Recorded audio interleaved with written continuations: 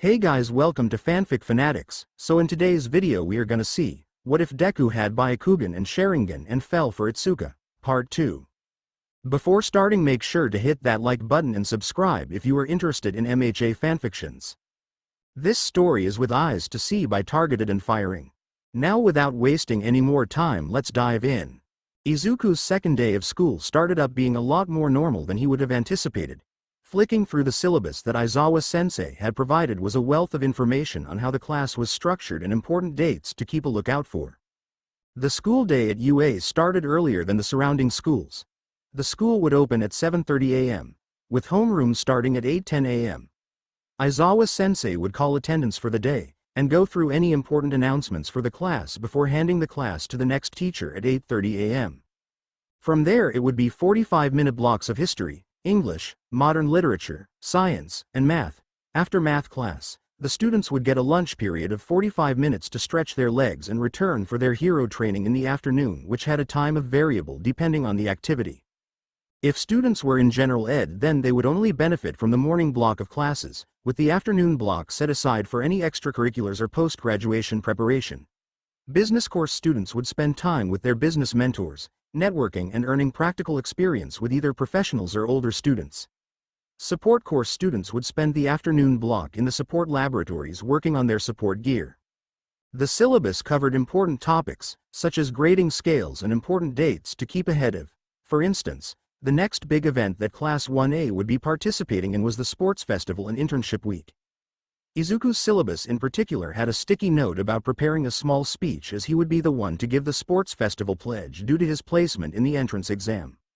All in all, the syllabus was a wealth of information, and Izuku was grateful that he'd taken the chance to give it a read through, and was glad for doing so since it meant he wouldn't be caught off guard by the need to give a pledge at the sports festival. He couldn't help but grin, knowing that Itsuka in particular would freak out when she found out. Perhaps he'd let it be a surprise. That decided, Izuku spent his time in his classes generally pretty bored. His Sharingan trivialized a lot of the memorization involved with his classes. He could read most textbooks just by flicking through them fast. However, just because he memorized something doesn't mean he completely understood it. An error on Izuku's part, one he had learned very quickly when he had been reading through some quirk energy papers early on. Thankfully, it just meant that his education became focused less on memorization of random facts and methods and more on learning to apply what he had memorized to the point that he could sufficiently understand the new information. This meant that Izuku was well ahead of most of his classmates, already having delved into university-level topics, so spent his time in lessons assisting his classmates while embroiled in his self-study, something that had already been pre-approved by the principal. Izuku was attending UA mainly for the hero license and hero education. The standard education was largely unneeded, so he focused on what university work he had and helped out when he was asked by his teachers. He also had to struggle not to fanboy and burst into a fit of muttering every time a teacher walked into the room. Izuku just couldn't help himself. Pro heroes taught each of the classes for the hero course students. Midnight was their history teacher, Present Mike was the English teacher, modern literature was taught by Cementos, science was taught by Snipe, and mathematics by Ectoplasm. All around it was an impressive group of heroes. Each had their time in the spotlight and was definitely on the older side, not that Izuku would tell Midnight Sensei that, and he definitely wouldn't tell Itsuka about his thoughts on Midnight Sensei either. While they still did their parts as pros, their careers were on the decline as a younger generation of heroes took up the spotlight. Now and again, they'd offer an internship or work study to hero hopefuls who showed promise, but their time was mostly focused on their teaching now, with notable exceptions like Present Mike somehow managing to run a radio broadcast as well. Overall, the day had gone great, being a pretty normal day for being a hero school. Izuku for his part was astounded at just how much interaction he was having with heroes in general. Coming from Ichinomiya, where there was hardly such a large hero presence, Mustafu and UA were a big departure from what he was used to, and Itsuka ended up having to drag Izuku along or snap him out of hero mutterings more than once that day. Even their food was prepared by a pro hero, Lunch Rush, who provided exquisite meals to the whole of the school. It was almost unfair how good the food tasted, and Izuku had to resist going back for seconds knowing he was full already, but it just hadn't sunk in yet. Any additional food he ended up with would be a lost cause since he likely wouldn't be able to finish it. Although, perhaps if he got the nacho platter. Yeah, The nacho platter would be great, and it'd be shareable as well so he could split it with Itsuka, Eijiro, Ida, Shinso, and Uraraka. Yeah, maybe if he asked them. Here buddy, one nacho platter for us to share, Eijiro said with a cheeky grin, causing Izuku's face to go red in embarrassment. Oh boy, I was muttering again. Sure we're hun. Now eat your nachos before I finish them for you, Itsuka teased, giving Izuku a wink as she began to dig into the platter. Izuku didn't argue with that and quickly delved into the nachos, giving Itsuka a pouting glare in response. You're so lucky you're cute, Itsuka teased, causing the rest of the group to laugh while Ida chopped the air about how he'd need to make up for the additional calorie intake later in the day before grudgingly partaking in the excess food. The meal had them all in high spirits as they prepared for their first lesson of hero basic training. There was rampant speculation in the class about what they would be expecting. Thankfully Izuku had a relatively easy time putting names to faces. The Sharingan tended to help with that. So he kept an ear to the ground while watching through the door with his Byakugan for when their hero training teacher arrived. Already the speculation was running rampant inside of him on who it could be. Surely it would be a pro hero, but which?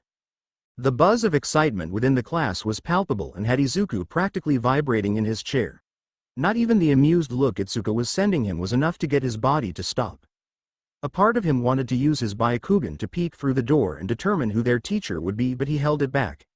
Every teacher so far had been surprised and Izuku wanted this to be a surprise too. He wasn't disappointed. I am coming through the door like a normal person, All Might declared as he barged in, a heroic pose already set up. Izuku's eyes sparkled in amazement, and had he been paying attention to Itsuka or Eijiro he would have noticed they both had pleasantly surprised expressions on their faces as well. It's All Might, came the voice of Denki Kaminari from a few rows behind Izuku. Wow, he is a teacher, Eijiro exclaimed, and Izuku had to do a double take. How did Kirishima get a hold of that rumor before him? Kamihara-sensei would be displeased to find out he'd been shirking his ninja training, even here in UA. Itsuka, that's his Silver Age costume, Izuku managed to squeak out as he shot his girlfriend a starstruck expression. A lot of heroes didn't use capes anymore, they tended to be a hazard and usually only served as an aesthetic to the hero costume. Statistics also showed that heroes with capes had a higher percentage of work-related accidents. In one embarrassing and early example, the vigilante tornado girl from the United States got caught up in her twister when debris snagged onto her cape and dragged her into the strongest currents. While immune to her winds, she wasn't so lucky when it came to the debris and the winds she generated smashing her around. She'd slammed into a piece of concrete going 60 miles per hour in her twister before she could reduce the wind's kinetic energy and disperse the storm. Needless to say, not a good way to go. Despite the danger, however, All Might made capes work. His Silver Age costume bore the colors of the country where he first started his hero career, the United States. The upper body of the outfit was mainly red, while his legs and the cap were a deep blue, and white stripes accented the costume in a stylish design. The winged arm guards, gold in coloration, were the final touch to the outfit. The style is completely different, but still, seeing All Might up close in his costume is giving me goosebumps, Shinso admitted, an odd expression on his face. Even Bakugo, who looked like he'd been bored in the previous classes, had a smirk of feral excitement and was sitting up now that All Might was in the room. It seemed the man's mere presence was enough to instill excitement within the classroom. Izuku would have been a mess had he still been a little kid. He almost blushed in embarrassment as he remembered sitting on the computer, watching All Might rescue videos and calling himself Small Might. Those were simpler days, when he was friends with Katsuki and their quirks had yet to develop. Izuku shook his head to clear his thoughts. That wasn't something to think about. While All Might was the #1 pro hero, old man Kamihara-sensei's lessons on being a shinobi and learning ninjutsu had rocketed Edgeshot to the top of his list of heroes. He was still an All Might fanboy, but Edgeshot was firmly at the top of his favorite heroes list. As All Might struck a heroic pose, hands on his hips and a big grin plastered over his features, the class quieted down. I teach hero basic training. It is a subject where you train in different ways to learn the basics of being a hero. A large part of your hero preparation will come from time spent in this class, All Might declared, as most of the other students listened on attentively, and we'll get right to it with this combat training. Excited murmurs traveled throughout the class, and Izuku couldn't help but agree with them. So far he'd managed to test out his Kurik on robots, but now he'd get to test his abilities against his classmates. And to go with that are these, All Might said, dramatically pointing to the wall of the classroom, where lockers began to exit out of the wall. Each clear locker had a suitcase with a number on it, with the number corresponding to the seating arrangements of the class. Costumes, made using the information provided on your quirk registration forms and requests you provided before school started. It seemed like everyone was ready to get into their costumes now, as a nervous but excited buzz swept through the room. After you all change, head to ground beta. Izuku quickly stood along with his classmates and headed to his designated locker, taking the suitcase and heading to the locker room to get changed into his hero outfit. Giving Itsuka a quick thumbs up as he passed her by on the way to the locker rooms. -0 Izuku's costume followed a new design philosophy, combining the old with the new. First was the underlayer of armor, which Izuku kept to a ninja mesh shirt, over which he wore a black shozoku made of the same carbon nanofiber weave used in Eraserhead's scarf. It included a green stylized dragon decorating the left side of the outfit along the arms. He wore the ninja shawl around the lower side of his head, with a special metallic mask covering it, a useful support item to keep his muttering in check along with a few other features if he ever got in a tight situation. Around his waist is a set of pouches with a ton of ninja tools for any situation. The outfit was meant to be light, emphasizing maneuverability with personal protection coming in the form of strategically placed carbon nanofiber padded plates along his legs and arms. The ninja tabi he wore were specifically designed to have good grip and flexibility while being durable enough to withstand high-friction impacts and movements. Izuku had based the look on an old pre-quirk video game character by the name of Raiden. Granted, the face mask trailed behind him a bit. Technology also still wasn't on the same level as those video games. Izuku felt like he'd gone the future ninja look pretty close to what he'd been going for. For now, he'd decided to forego a blade. Izuku had included a tanto as part of his hero costume but didn't plan on using it in the battle. This was just a training exercise against students after all, instead packing his Eskrima sticks and his Manrikigusari. He was a bit disappointed he wouldn't be able to use his tanto since his mom had given him a little throwing star charm to attach to the pommel. That, along with his usual ensemble of equipment, should mean that he'd be fine for whatever battle training that All Might had in mind.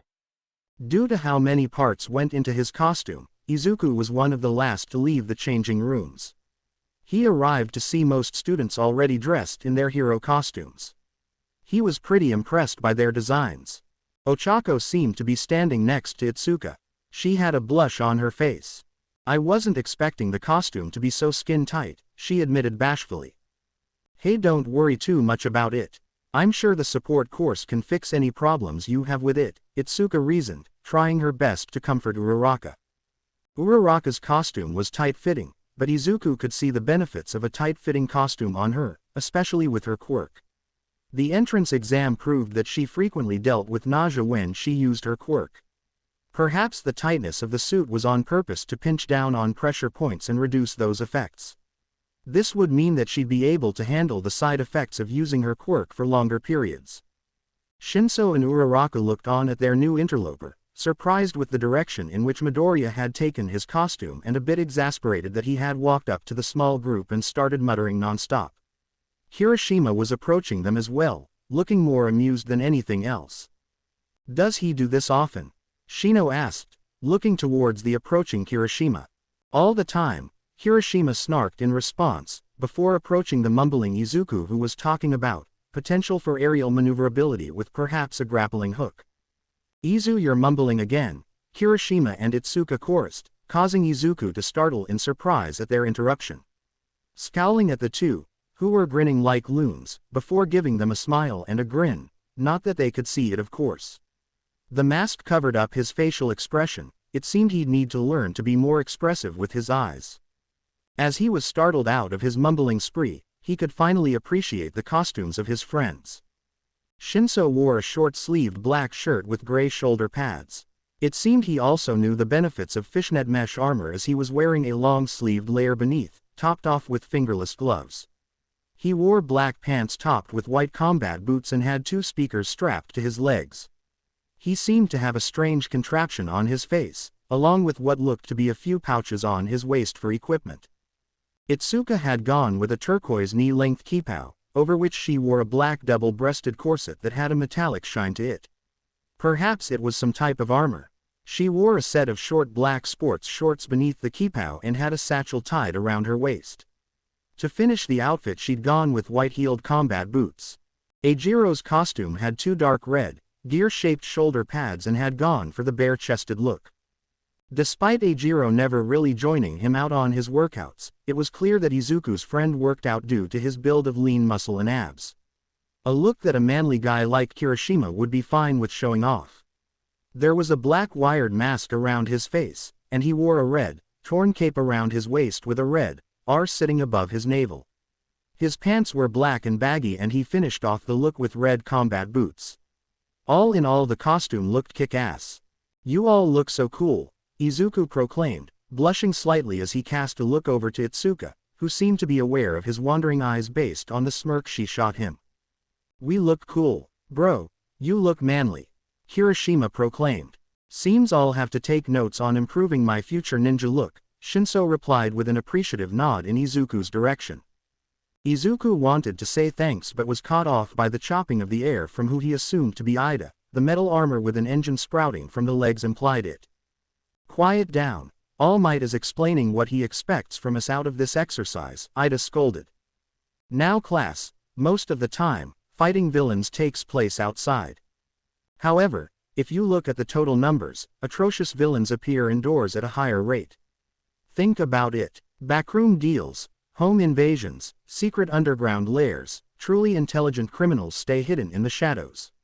On this training exercise you'll be split into teams of heroes and villains and fight 2-on-2 indoor battles," All Might declared, pumping his fist to encourage his students. Although a few still seemed confused with the directions given. "Isn't this a little advanced?" someone in the crowd called out. The girl with the frog quirk, Izuku thought. "The best training is the one you get on the battlefield. Just remember that you're not just punching a robot now, you're dealing with actual people," All Might said, trying to be encouraging. This prompted the floodgates to open and students to start asking questions. "How do you determine who wins?" The girl who'd taken first in Aizawa's quirk apprehension test, Yaoyorozu Momo, called out. "How badly can we hurt each other?" Bakugo asked, a feral grin on his face and a question that made Izuku snort. If he hadn't added to the mess of questions currently overwhelming All Might, Izuku would have chimed in how much of a surprise it was that Bakugo had asked that question. Hint hint, it wasn't. Even Uraraka piped in, asking a nervous question about whether they'd be expelled for performing poorly. A fair question to ask given Aizawa-sensei's introduction to the class.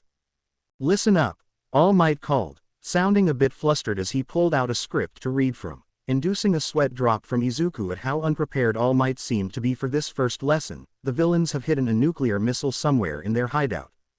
The heroes must try to foil their plans either by catching the evildoers or recovering the weapon.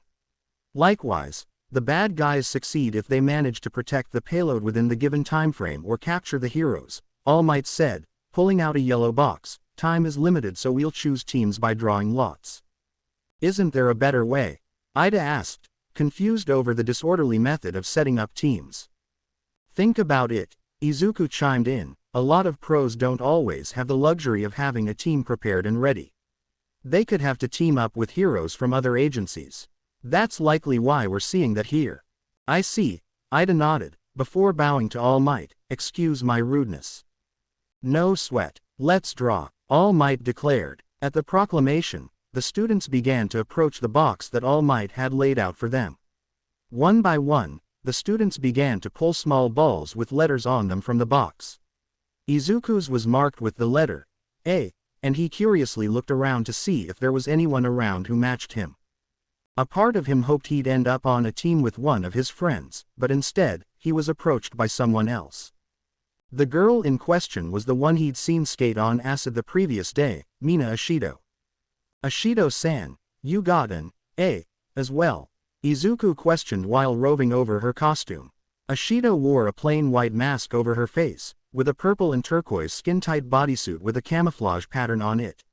She topped off the look with a tan-colored sleeveless waistcoat with white fur along its collar. "Sure did, enjoying the view, Midori?" she asked with a wink. Izuku blushed slightly at her comment, scratching the back of his head at her casual address. Not in that manner, I'm just trying to analyze what type of fighting you can pull off. A hero costume says a lot about a person's fighting style. I'm guessing since your outfit is so lightweight you prefer acrobatic and evasive maneuvers, preferring mobility and long range over defenses, right? Izuku asked, still a little embarrassed. Heck, you got all that already just from looking at my costume. Mina asked, looking surprised before grinning. All right then. With your brains and my awesomeness, we got this in the bag. Izuku gave a confident nod, looking over the rest of the class and the pairings. Team B was made of Bakugo Katsuki and Hantasiro. Team C had Mezzo Shoji and Kyoka Jira. Team D consisted of Toru Hagakure and Tsuyu Asui. Team E had Hitoshi Shinso and Ochako Uraraka, and at least some of his friends were teamed up. Team F had Koji Koda and Momo Yaoyorozu. Team G had Itsuka Kendo and Denki Kaminari. He felt a bit jealous of Kaminari being on Itsuka's team. There had been a slight hope that he would get to team up with his girlfriend for this exam. Team H consisted of Fumikage Tokiyami and Tenya Ida. Team I was made up of Yuga Aoyama and Rikido Sato. Finally, Team J had Eijiro Kirishima and Shoto Todoroki, which would be a tough team to go up against. Izuku had seen just how strong Todoroki's ice quirk was yesterday, and with Eijiro backing him up, the team had the perfect set of defense and offense going for them. All right, now that you're all split up, here are the matchups. The first two teams against each other will be the hero Team A and the Team B will be our villains for the exercise, All Might declared. In Izuku's periphery vision, he could make out that Itsuka, Eijiro, and Ochako had all stiffened slightly. Itsuka was giving Izuku a particularly worried look. Bakugo on the other hand had a predatory smirk on his face. Small pops lit up in his palms. Izuku simply matched Bakugo's feral expression with a calm look of his own. Day 2 of Izuku's time at UA, and it seemed like he'd finally put Bakugo in his place. The villain team had 5 minutes to set up. Most teams would have used it to familiarize themselves with the interior of their assigned buildings and strategically placed their bombs in an easily defendable location. Perhaps they could have set up traps or decoys with some spare time. Bakugo Katsuki had done the bare minimum and placed the bomb on the 4th floor. The team was seething since it had become apparent that he'd gotten one of the most insufferable people to partner with. Yuga Aoyama looked more pleased to be in his hero costume than take the assignment of handling the heroes their asses. At least, that was what Katsuki thought. He'd come to UA to be number 1. Since Katsuki had been young, that's all he'd ever wanted to be. The best hero. He was always the best around. His quirk was strong, and he was the first to unlock his quirk within his age group in his kindergarten. Everyone saw him as the best. The other students, the teachers, his mother, so when some uppity extra like Izuku Midoriya claimed he'd still be a great hero without a quirk, Bakugo had been infuriated. This was his story. Some quirkless nobody like Deku didn't even stand on the same pedestal as him. There was no way the extra would amount to anything. Thus, Katsuki had been content to ignore him and let him linger in the background. Oh, the blonde felt pity for the kid. He'd rather off himself than be quirkless, so the fact that Deku kept on trying to be a hero was almost cute. It wasn't until a trip to the woods on a playdate that Deku struck the flint that ignited a rage within Bakugo. That trip to the woods, where he'd fallen and slipped into the stream, was when the rage started to inflame within Bakugo. It had been embarrassing in hindsight. At the time, it had hurt, not that he'd ever admit it to anyone. However, for the brief moment when he was holding back his tears, he'd failed to keep track of his surroundings. Deku was standing over him. Deku was looking down on him. Deku was seeing how weak he was. Katsuki Bakugo wasn't weak. He couldn't let it show. He wouldn't let someone as weak as Deku be his rescuer. He wouldn't let quirkless Deku stand above him ever again. It was in that realization that Bakugo understood his mother's whispered comments whenever she shot a look of scorn at Deku's back whenever Inko wasn't around. He should learn his place around you, Katsuki, you're his better. Late bloomers might as well be quirkless, teach him his place. At first, he thought his mother wanted Bakugo to keep Deku around as a minion. However, that slip in the river revealed to Bakugo that Deku viewed him as weak. Only weaklings needed rescuing, and Bakugo wasn't weak. So he started attacking Deku from then on. Brutal attacks, destruction of his homework, bullying him and getting others to do the same, beating him up in the parks. If only that police officer hadn't caught him in the act that once, it had made Bakugo much more cautious.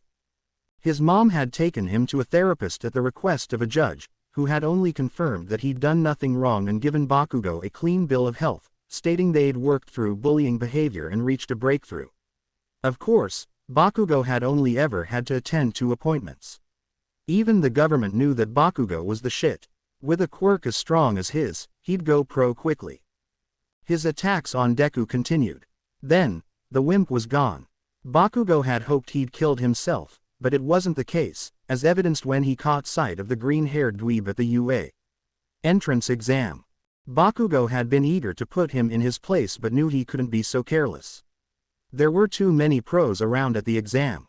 He'd hoped they'd at least get the same battle center in the practical exam, at which point he would have just stolen all of his points and made sure Deku couldn't get any points, but luck hadn't been on his side that day. When he found out that Deku had a quirk, he shrugged it off. Color-changing eyes weren't exactly anything to write home about. He still had the better quirk, yet somehow, the extra had pulled ahead of him in the quirk apprehension tests and pushed aside all of Bakugo's attempts to goad him into a confrontation. There was more to his quirk, but enhanced body strength was a dime a dozen amongst quirks, and it wouldn't be too tricky for Bakugo to overcome it. Thankfully, it seemed that Christmas had come early. Their first hero training exercise pitted him against the person Katsuki wanted to put in the dirt the most. Deku may think he was hot, but Bakugo would show him just how far below he was.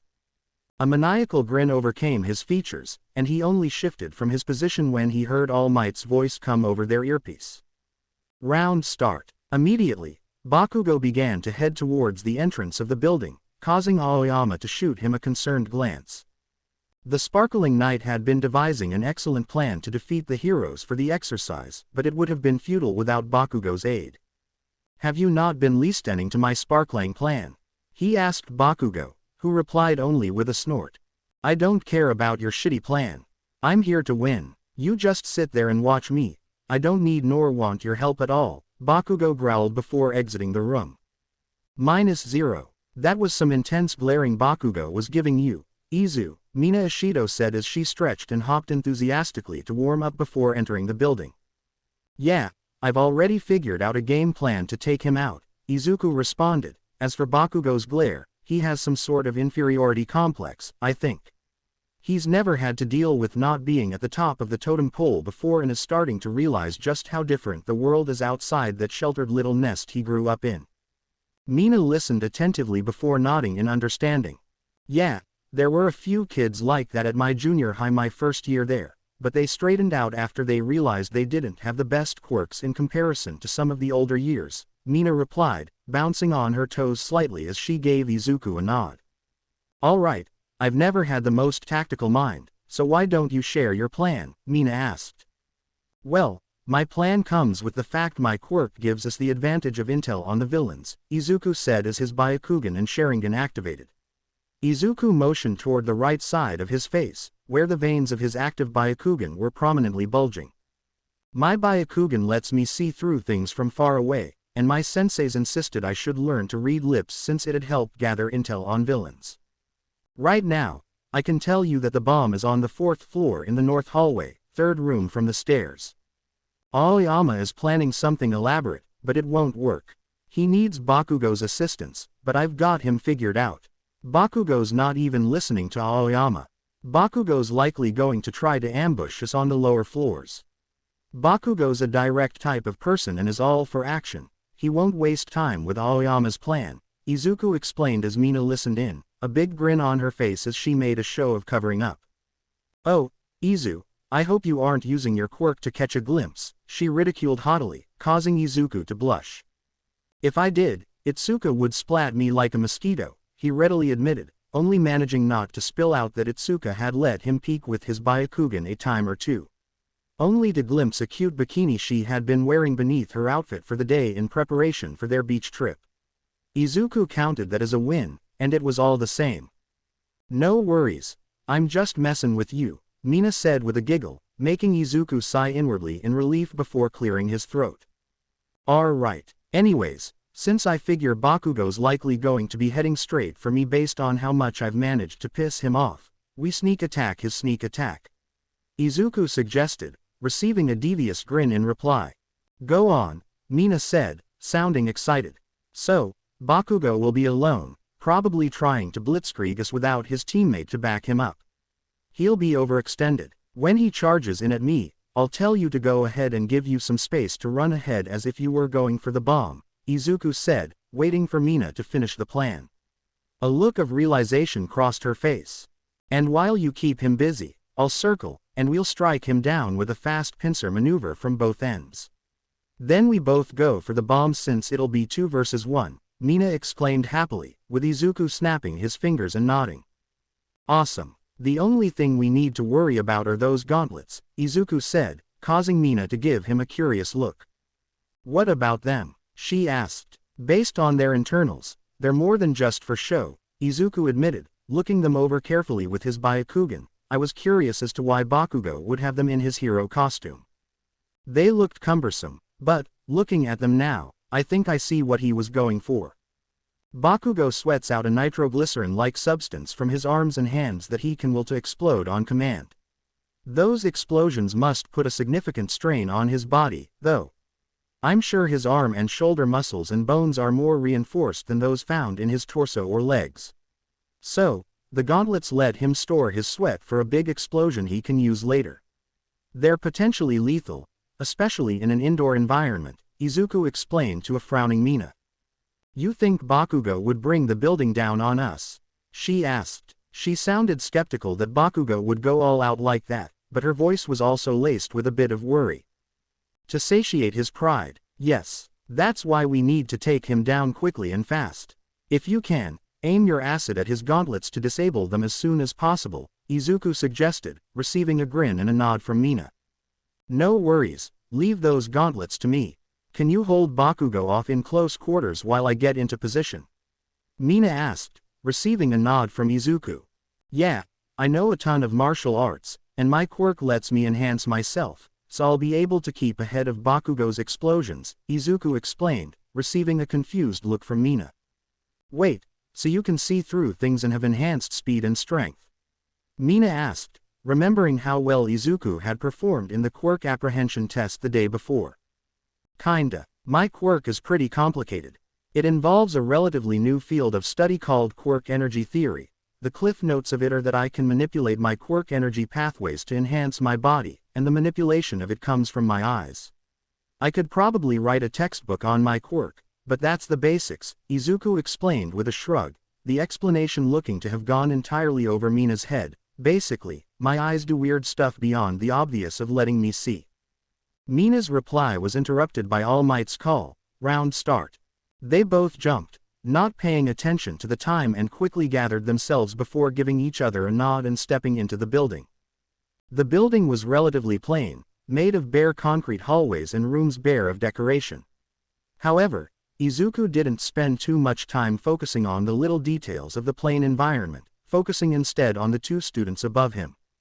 As he thought, Aoyama was sticking with the bomb, and Bakugo was approaching quickly. He's coming in fast. If we maintain our current speed, we'll cross paths just before reaching the 3rd floor stairwell, Izuku muttered. Let's slow our pace so we aren't up against the edge of the building when he approaches us. Mina gave a quick nod, looking slightly tense as she reviewed her role in their plan.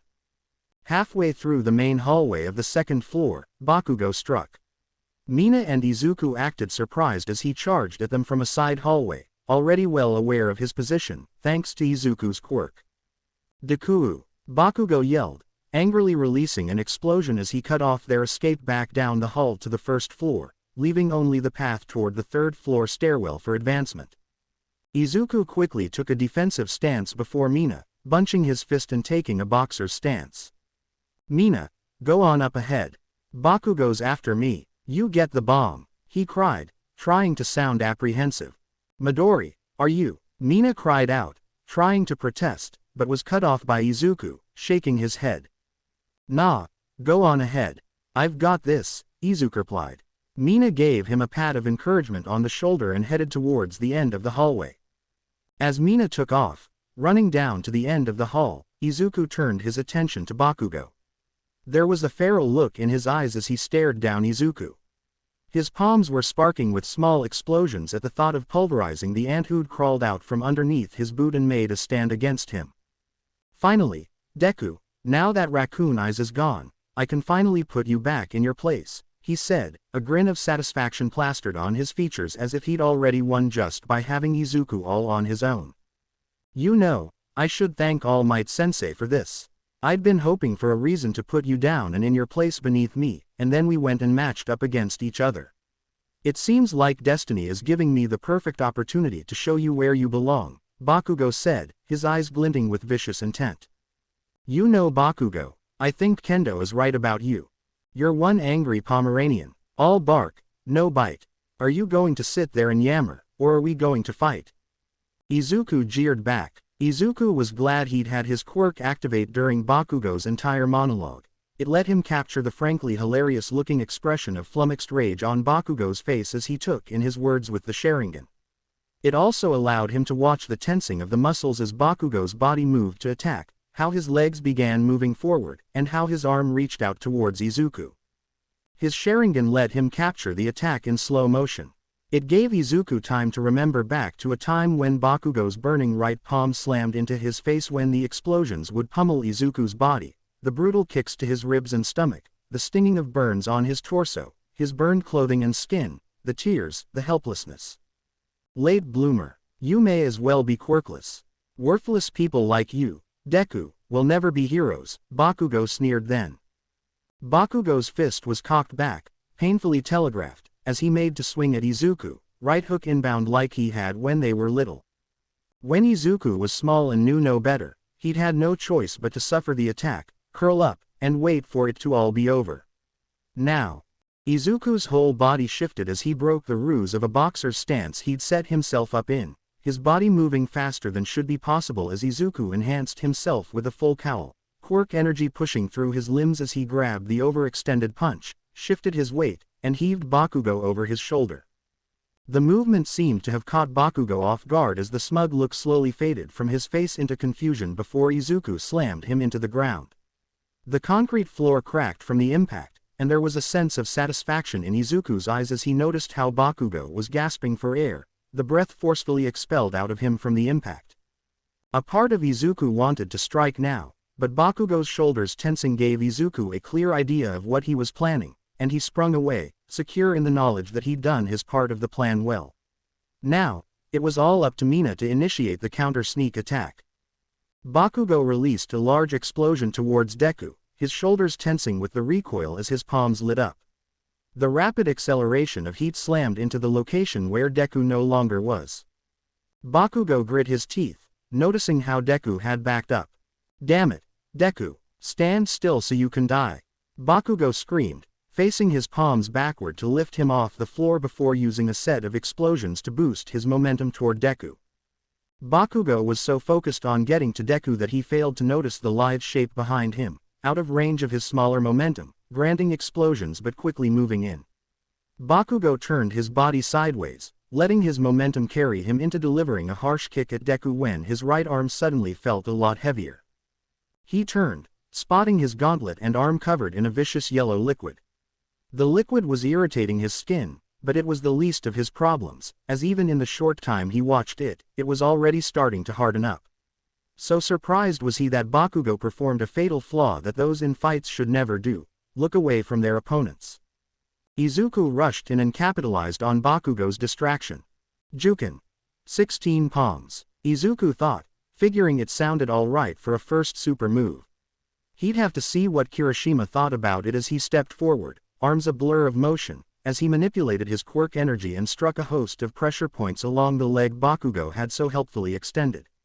With his Sharingan having slowed the fight to a crawl for Izuku, it was easy for him to step forward and deliver his strikes before stepping back out of Bakugo's range. He watched as the leg went limp, and Bakugo's face morphed into an angry expression.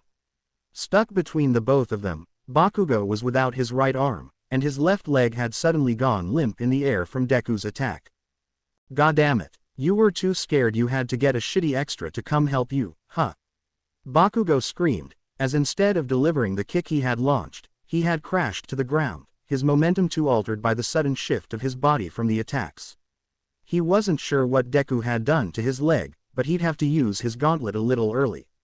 The right one was out, but if Bakugo could reach his left gauntlet, he'd get to blow the hell out of the losers teaming up against him. Bakugo went to release an explosion to the stupid horn bitch when he was stunned by a sucker punch to the face by the stupid Deku. Izuku hadn't remained idle after his palm strikes. His Sharingan let him see the shift of Bakugo's eyes towards Mina, and Izuku stepped forward, capture tape unfurling around wrapping around Bakugo's left arm as he arced it around the rabid dog and Mina, stepping forward to deliver a punch to Bakugo's face to draw his attention back towards himself. This allowed Mina to catch the tape and finish the maneuver, swinging it back around for a complete capture. For being a spur-of-the-moment decision, it was an efficient takedown of Bakugo, using a surprise attack and teamwork that Bakugo hadn't anticipated seeing. "Bakugo is captured," came All Might's booming voice through their earpieces. In truth, the pro was surprised by how efficiently Midoriya and Ishido had fought against young Bakugo. With his communicator's help, All Might could listen in on team chat, and while he approved of Midoriya's plan to counterattack and work with his teammate, All Might couldn't help but feel suspicion against the team. Midoriya fought with rare efficiency that he hadn't expected to see in a boy so young. Not to mention that he was covered head to toe in weapons, dangerous weapons that Midoriya seemed skilled in using based on how he'd lead an attack on Aoyama and the bomb, using the weighted chain as a midrange option to break some of the reflections on Aoyama's hero costume, before moving in for a takedown while Ishido secured the bomb. Then, there were his seemingly multiple quirks: enhanced speed and strength, telescopic X-ray vision, and seemingly precognition based on how quickly he reacts to attacks from Bakugo and Aoyama. These were combined with his propensity to deal out some hurt, evidenced by how he had calmly walked up to the raging and captured Bakugo and held a finger to the boy's jugular to knock him out. While All Might didn't want to start any accusations, the way he had done so without hesitation and his stockpile of quirks made All Might remember back to the last individual with multiple quirks he had faced. He grimaced as a phantom pain burst from his side. Long since healed, yes, but the wound had left a lasting impact on his body. All Might finally took up a successor, seeing his degradation as the sign it was time to pick someone worthy of one for all. Seeing a young Mirio Tagata rush in to save young Bakugo from a slime villain last year had been the wake-up call Toshinori sorely needed. He'd confronted the young man and had been inspired by his tale of hardship in mastering his tricky quirk. Despite his initial struggles, he'd used it to save Bakugo masterfully and reignited the fading spark within Toshinori, allowing him to surpass the limits constrained since his battle with All for One. He was surprised to discover that Mirio was the kid Mirai had been hassling to take on as his successor, but he could now see why Mirai had made that suggestion. Mirio Tagata had a heroic spirit worthy of one for all and was already learning to use the potent quirk alongside his quirk. He'd come to UA to watch over Mirio's final year as a hero student but had been surprised to discover that the latest group of freshies in 1A held more than met the eye within their lineup. Oh, sure, Endeavor's son wasn't unexpected, and the Yaoyorozu girl was a nice surprise. Toshinori had expected the girl to follow in her parents' footsteps and become a businesswoman. No, the biggest surprise was undoubtedly Izuku Midoriya, who seemingly had a host of quirks originating from his eyes and had dominated the entrance exam, with the highest score on the written exam and taking the top spot on the practical, though still far from All Might's practical exam record. All Might did his best to keep up his pretense of being jovial and friendly while the class determined an MVP, which the Yaoyorozu heiress determined to Midoriya when Mina mentioned that he had been the one to come up with the plan to pincer attack Bakugo and then distract Aoyama while the other went for the bomb. All Might relaxed as Izuku retook his place among his classmates, announcing the start of the next battle between heroes Koji Koda and Momo Yaoyorozu and the villains Fumikage Tokiyami and Tenya Ida. -0. Izuku was proud of having made MVP. After incapacitating Bakugo, the rest of the exercise went smoothly. Aoyama's inability to keep up sustained lasers ensured that Izuku and Mina could outmaneuver his deadly attack and close the distance. While the armor Aoyama wore was great for defense, it could have been more convenient, decreasing any additional mobility his naval laser might have granted him by a large margin. The lack of mobility let Izuku get in close and distract the French student while Mina secured the bomb. Unlike their initial plan, the two teams' only definitive strategy was to keep mobile. Everything else they developed was on the fly. In the end, Izuku felt like they'd done quite well. Bakugo eventually returned to class after his short nap, silently fuming as he took one of the seats in the corner of the observation room, glaring daggers at the ground for the rest of the fights. Izuku, for his part, had taken a seat next to Itsuka and pulled out his hero notebook to take notes on his classmates' notable quirks. As part of his hero costume, he'd included a compact computer to help if he ever needed to hack into something. He used it to take notes that he would later transfer onto pen and paper. The fight between teams F and H was exciting to watch. The villains, Tokiyami and Ida, had gotten pretty dramatic based on the lips he could read. Tokiyami's speaking was a bit harder to understand due to his bird features, but some words were still intelligible, which was more than Izuku received from a helmeted Ida. Tokiyami was also the one who had the most fantastic quirk out of the four, in Izuku's opinion. His shadow was some sort of sentient monster, and Izuku had always been amazed by the concept of sentient quirks. A few scientists believed it was a remnant of dissociative identity disorder expressed in modern times quirks. Many scientists agreed that the condition had become almost unheard of within quirk populations, with the only notable diagnosed examples coming from quirkless individuals in the last few years. The hero team wasn't lacking in cool quirks, either. Koji Koda's quirk allowed him to control animals, as evidenced by how he used rats and birds to scout the building as they entered. However, Momo Yaoyorozu's quirk stood out on the team. He'd had suspicions since the quirk apprehension test, but the trial provided all the confirmation Izuku needed.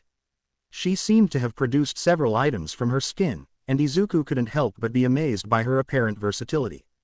And she had the mind to wield such a versatile quirk properly. Before entering the building, she'd created a gun for Koda to wield and was wearing a set of infrared goggles, pointing out the villain team well in advance with them. She would place a trip wire at the entrance of every new hallway they entered, slowing their progress slightly, but the trip wires would prove a boon in the coming moments. The villain team had decided on a hit-and-run approach, using Ida as a spear and Tokiyami as the shield. They'd decided on a two-pronged attack. Tokiyami would bar the way forward while Ida would flank them from behind before falling back with Tokiyami to a more defensible position. At least, that was what Izuku had made out of Tokiyami's words and Ida's actions. Yaoyorozu had seemingly picked up on this and let Koji know as they visibly tensed up before springing the trap. Ida came in charging from the hallway they had just vacated, using the length of the hallway to build up speed in the close-quarters environment. He must have been screaming something for Yaoyorozu, who looked to be holding back laughter. As the heroes braced for an attack, Ida's foot snagged on a tripwire, and the motorized speedster crashed to the floor before them. The sudden faceplant was enough to refocus the heroes as Koji pulled the trigger on the gun heat, and a mesh net quickly tangled up and trapped Ida. Tokiyami quickly moved out of his defensible position to attempt to back up his partner.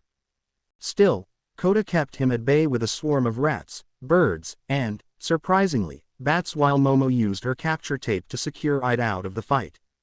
From there, it was another 2 versus 1 situations. Although Tokiyami put up a much greater fight, his quirk holding off the animals and Yaoyorozu's projectiles until she realized light sources weakened the sentient shadow when she threw out a flashbang disguised as a little Russian doll that caught Tokiyami and his quirk off guard enough for Koda to close the distance and capture Tokiyami in capture tape. The taller boy looking to have a surprising amount of strength and durability based on how easily he shoved the shadow quirk aside when it tried to defend Tokiyami from the attack. Ultimately, Izuku decided that Yaoyorozu should be the MVP, as she developed a good plan for handling the villains. The rest of the class agreed, although Izuku privately thought that the villains should get extra points for the effort they put into their roles. Izuku sat up when it was clear Itsuka would be going next. She was partnered with a guy with a black lightning bolt design on his hair, Denki Kaminari. Supposedly, he had some sort of electricity quirk, but Izuku hadn't seen him use it during the quirk apprehension test. "Wish me luck," Itsuka said, giving him a grin as she pumped her fist. Izuku couldn't help but grin back. "Don't worry, you won't need it," he reassured, smiling as he watched her prepare for the upcoming fight. Itsuka Kendo couldn't help but glance at her partner, Denki Kaminari, as they waited in the observation room to begin their match. While she'd seen flashes of his quirk during the earlier apprehension tests, she hadn't yet figured out how effective he could be in a structured fight. She knew the basics. He could emit electricity, an undeniably flashy ability. But she also knew the glaring downside: Kaminari wasn't immune to his discharges. Too much usage, and he'd be a liability. That weakness wouldn't have bothered her so much if he didn't seem so scattered. His demeanor, casual to the point of carelessness, grated against her instinct for preparation. His quirk could have been devastatingly effective if wielded with precision, but instead, he swung it around like a hammer. She sighed inwardly. If she wanted to be a pro hero, she'd have to learn to work with all kinds of people. Izuku works well with anyone, she thought, the image of her boyfriend's endlessly adaptable nature flashing through her mind. If he can do it, so can I. Taking a steadying breath, Itsuka clasped her hands together, grounding herself with a quick centering exercise. She stretched deeply, feeling the tension release from her body, and rose with a calm sense of readiness. But when she looked over, she noticed Kaminari staring at her with an unreadable expression. "Nervous?" he asked suddenly, his tone light, almost teasing. "A bit," she admitted, finishing her stretches. "Those last two groups are a tough act to follow." "Oh, totally," Kaminari agreed, visibly relaxing. "Midoriya and Ashido were nuts. Did you see how they countered Bakugo? And Koda, that guy summoned so many rats, I thought I was watching a horror movie." He laughed, leaning casually against the wall, his posture still annoyingly lax. "Aren't you going to warm up?" Itsuka asked, arching an eyebrow. "Nah, I'm good." Kaminari waved her concern off with a smirk. "I'm just enjoying the show right now." That smirk ignited a flare of irritation in Itsuka's chest. "Just so you know," she said, her voice turning a little frosty, "I have a boyfriend. I've been with Izuku since the end of elementary school." Her arms crossed, her eyes piercing. Kaminari blinked and appeared genuinely surprised. "Really? Huh, I figured you two are a little more casual with how he's been staring at all the girls' costumes." Itsuka's frown deepened. "Izuku doesn't gawk. He's analyzing. Trust me, he's probably writing a mental essay about how everyone's outfits optimize their quirks." She allowed herself a sly smile. "Besides, he's looked over everyone in the class.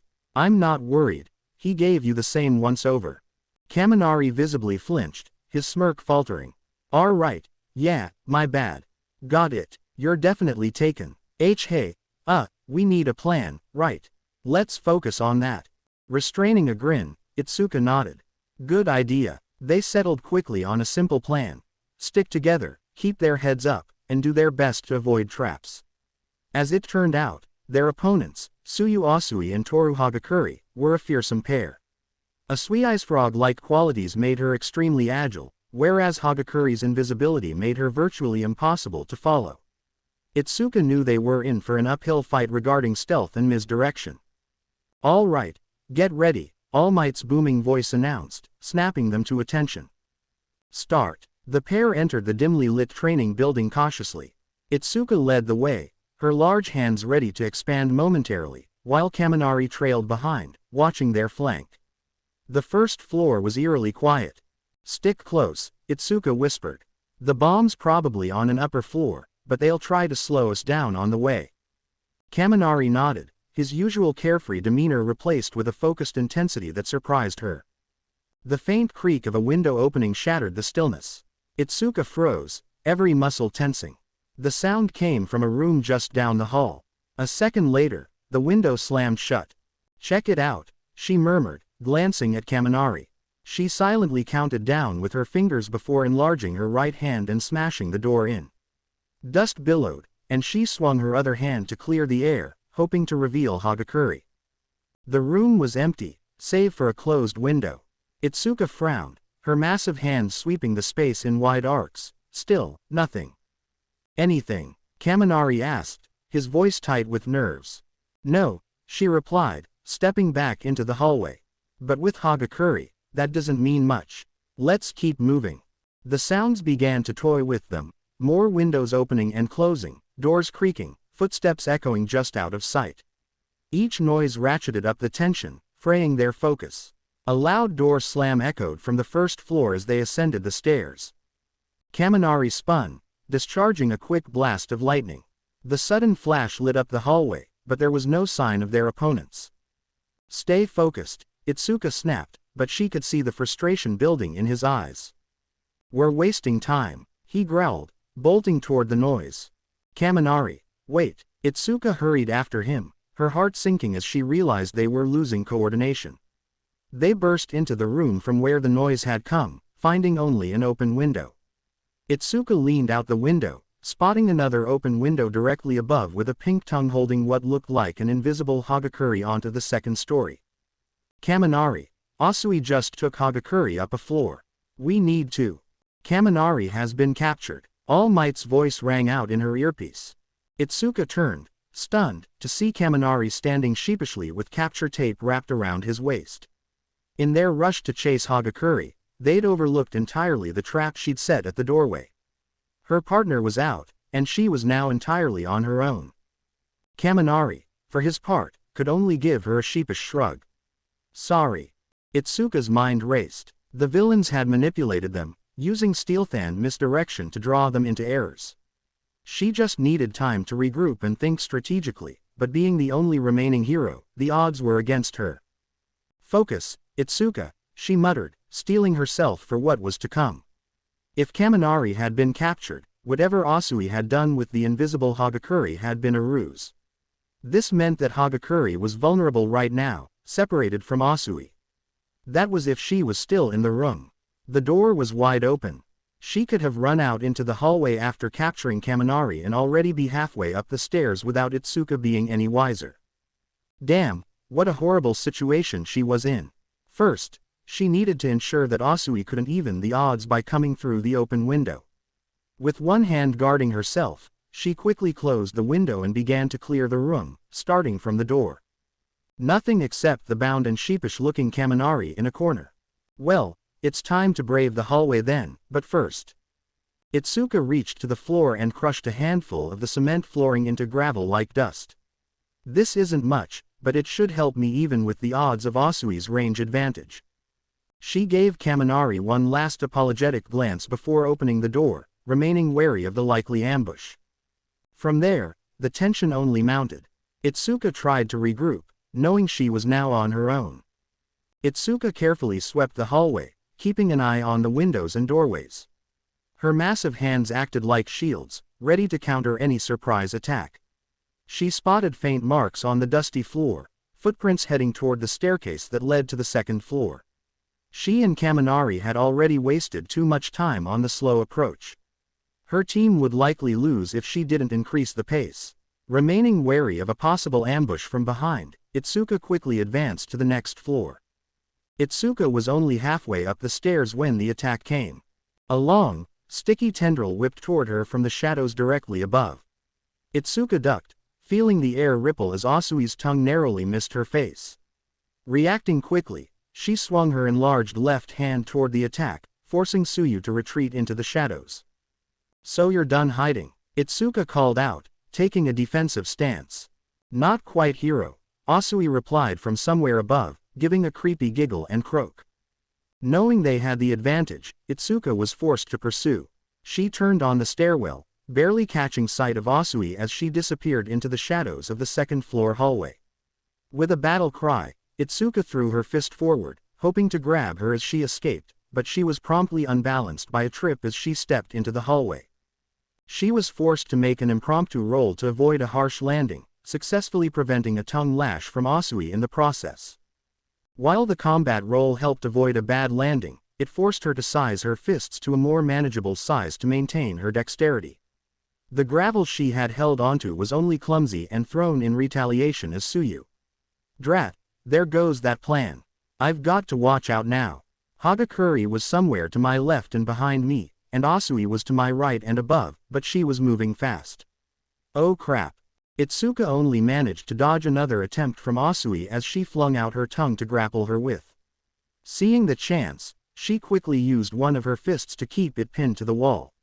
However, Itsuka was unprepared for how slick the tongue was, and Asui quickly yanked it free, using the momentum to gain some distance. Itsuka went to pursue but caught a shift in the dust kicked up from the gravel she'd thrown and switched targets. Without hesitation, she lunged back towards the shifting dust, giant fist expanding and aiming for the spot she was sure Hagakure had to be. Hagakure squeaked and dodged, but not before Itsuka's fingers grazed her arm. Now she knew exactly where one of them was. "Gotcha," Itsuka said with a grin, ready to press her advantage. She was so eager to finally see a chance at a win that she let herself lose sight of Asui. A sudden croak behind her shattered her focus. She turned just in time to see Asui leaping toward her, a set of capture tape held taut between her hands.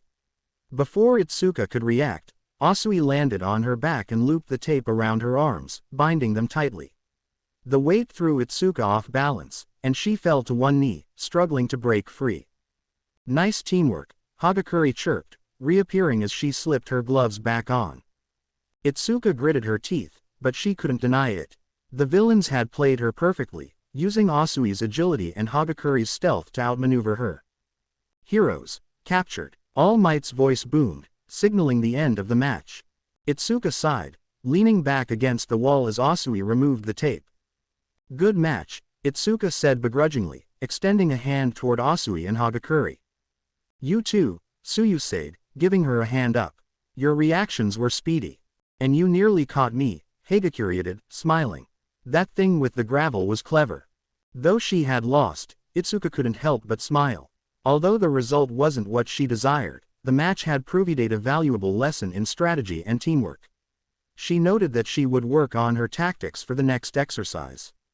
Izuku Midoriya had been quietly rooting for his friends to win their matches, but the outcome of Itsuka's team had snuffed out some of his hope. He wouldn't blame her solely. After all, Hagakure and Asui had executed an ingenious plan. Still, he couldn't help but analyze the match, replaying it to pinpoint what had gone wrong. Could she have convinced Kaminari to blitz the building instead of cautiously advancing? He wondered. It was a gamble, but it might have thrown the villains off balance. Their psychological strategy had worked too well, disorienting Itsuka and Kaminari with constant misdirection. A faster approach might have initially put the villains off their game. After all, he hadn't noticed any obvious additions to their costumes that could have allowed them to set up some traps. It was impressive how Hagakure and Asui had manipulated the environment to their advantage. Hagakure, he realized, had never even left the first floor as they had been led to believe by Asui's actions.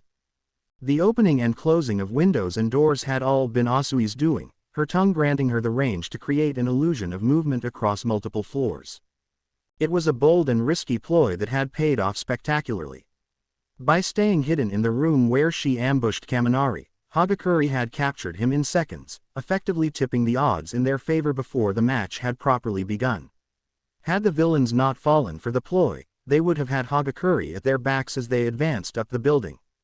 From there, stealth and mobility carried the villains to victory. The early capture of Kaminari had thrown Itsuka off her game, forcing her to fight a losing battle against a team that was already one step ahead.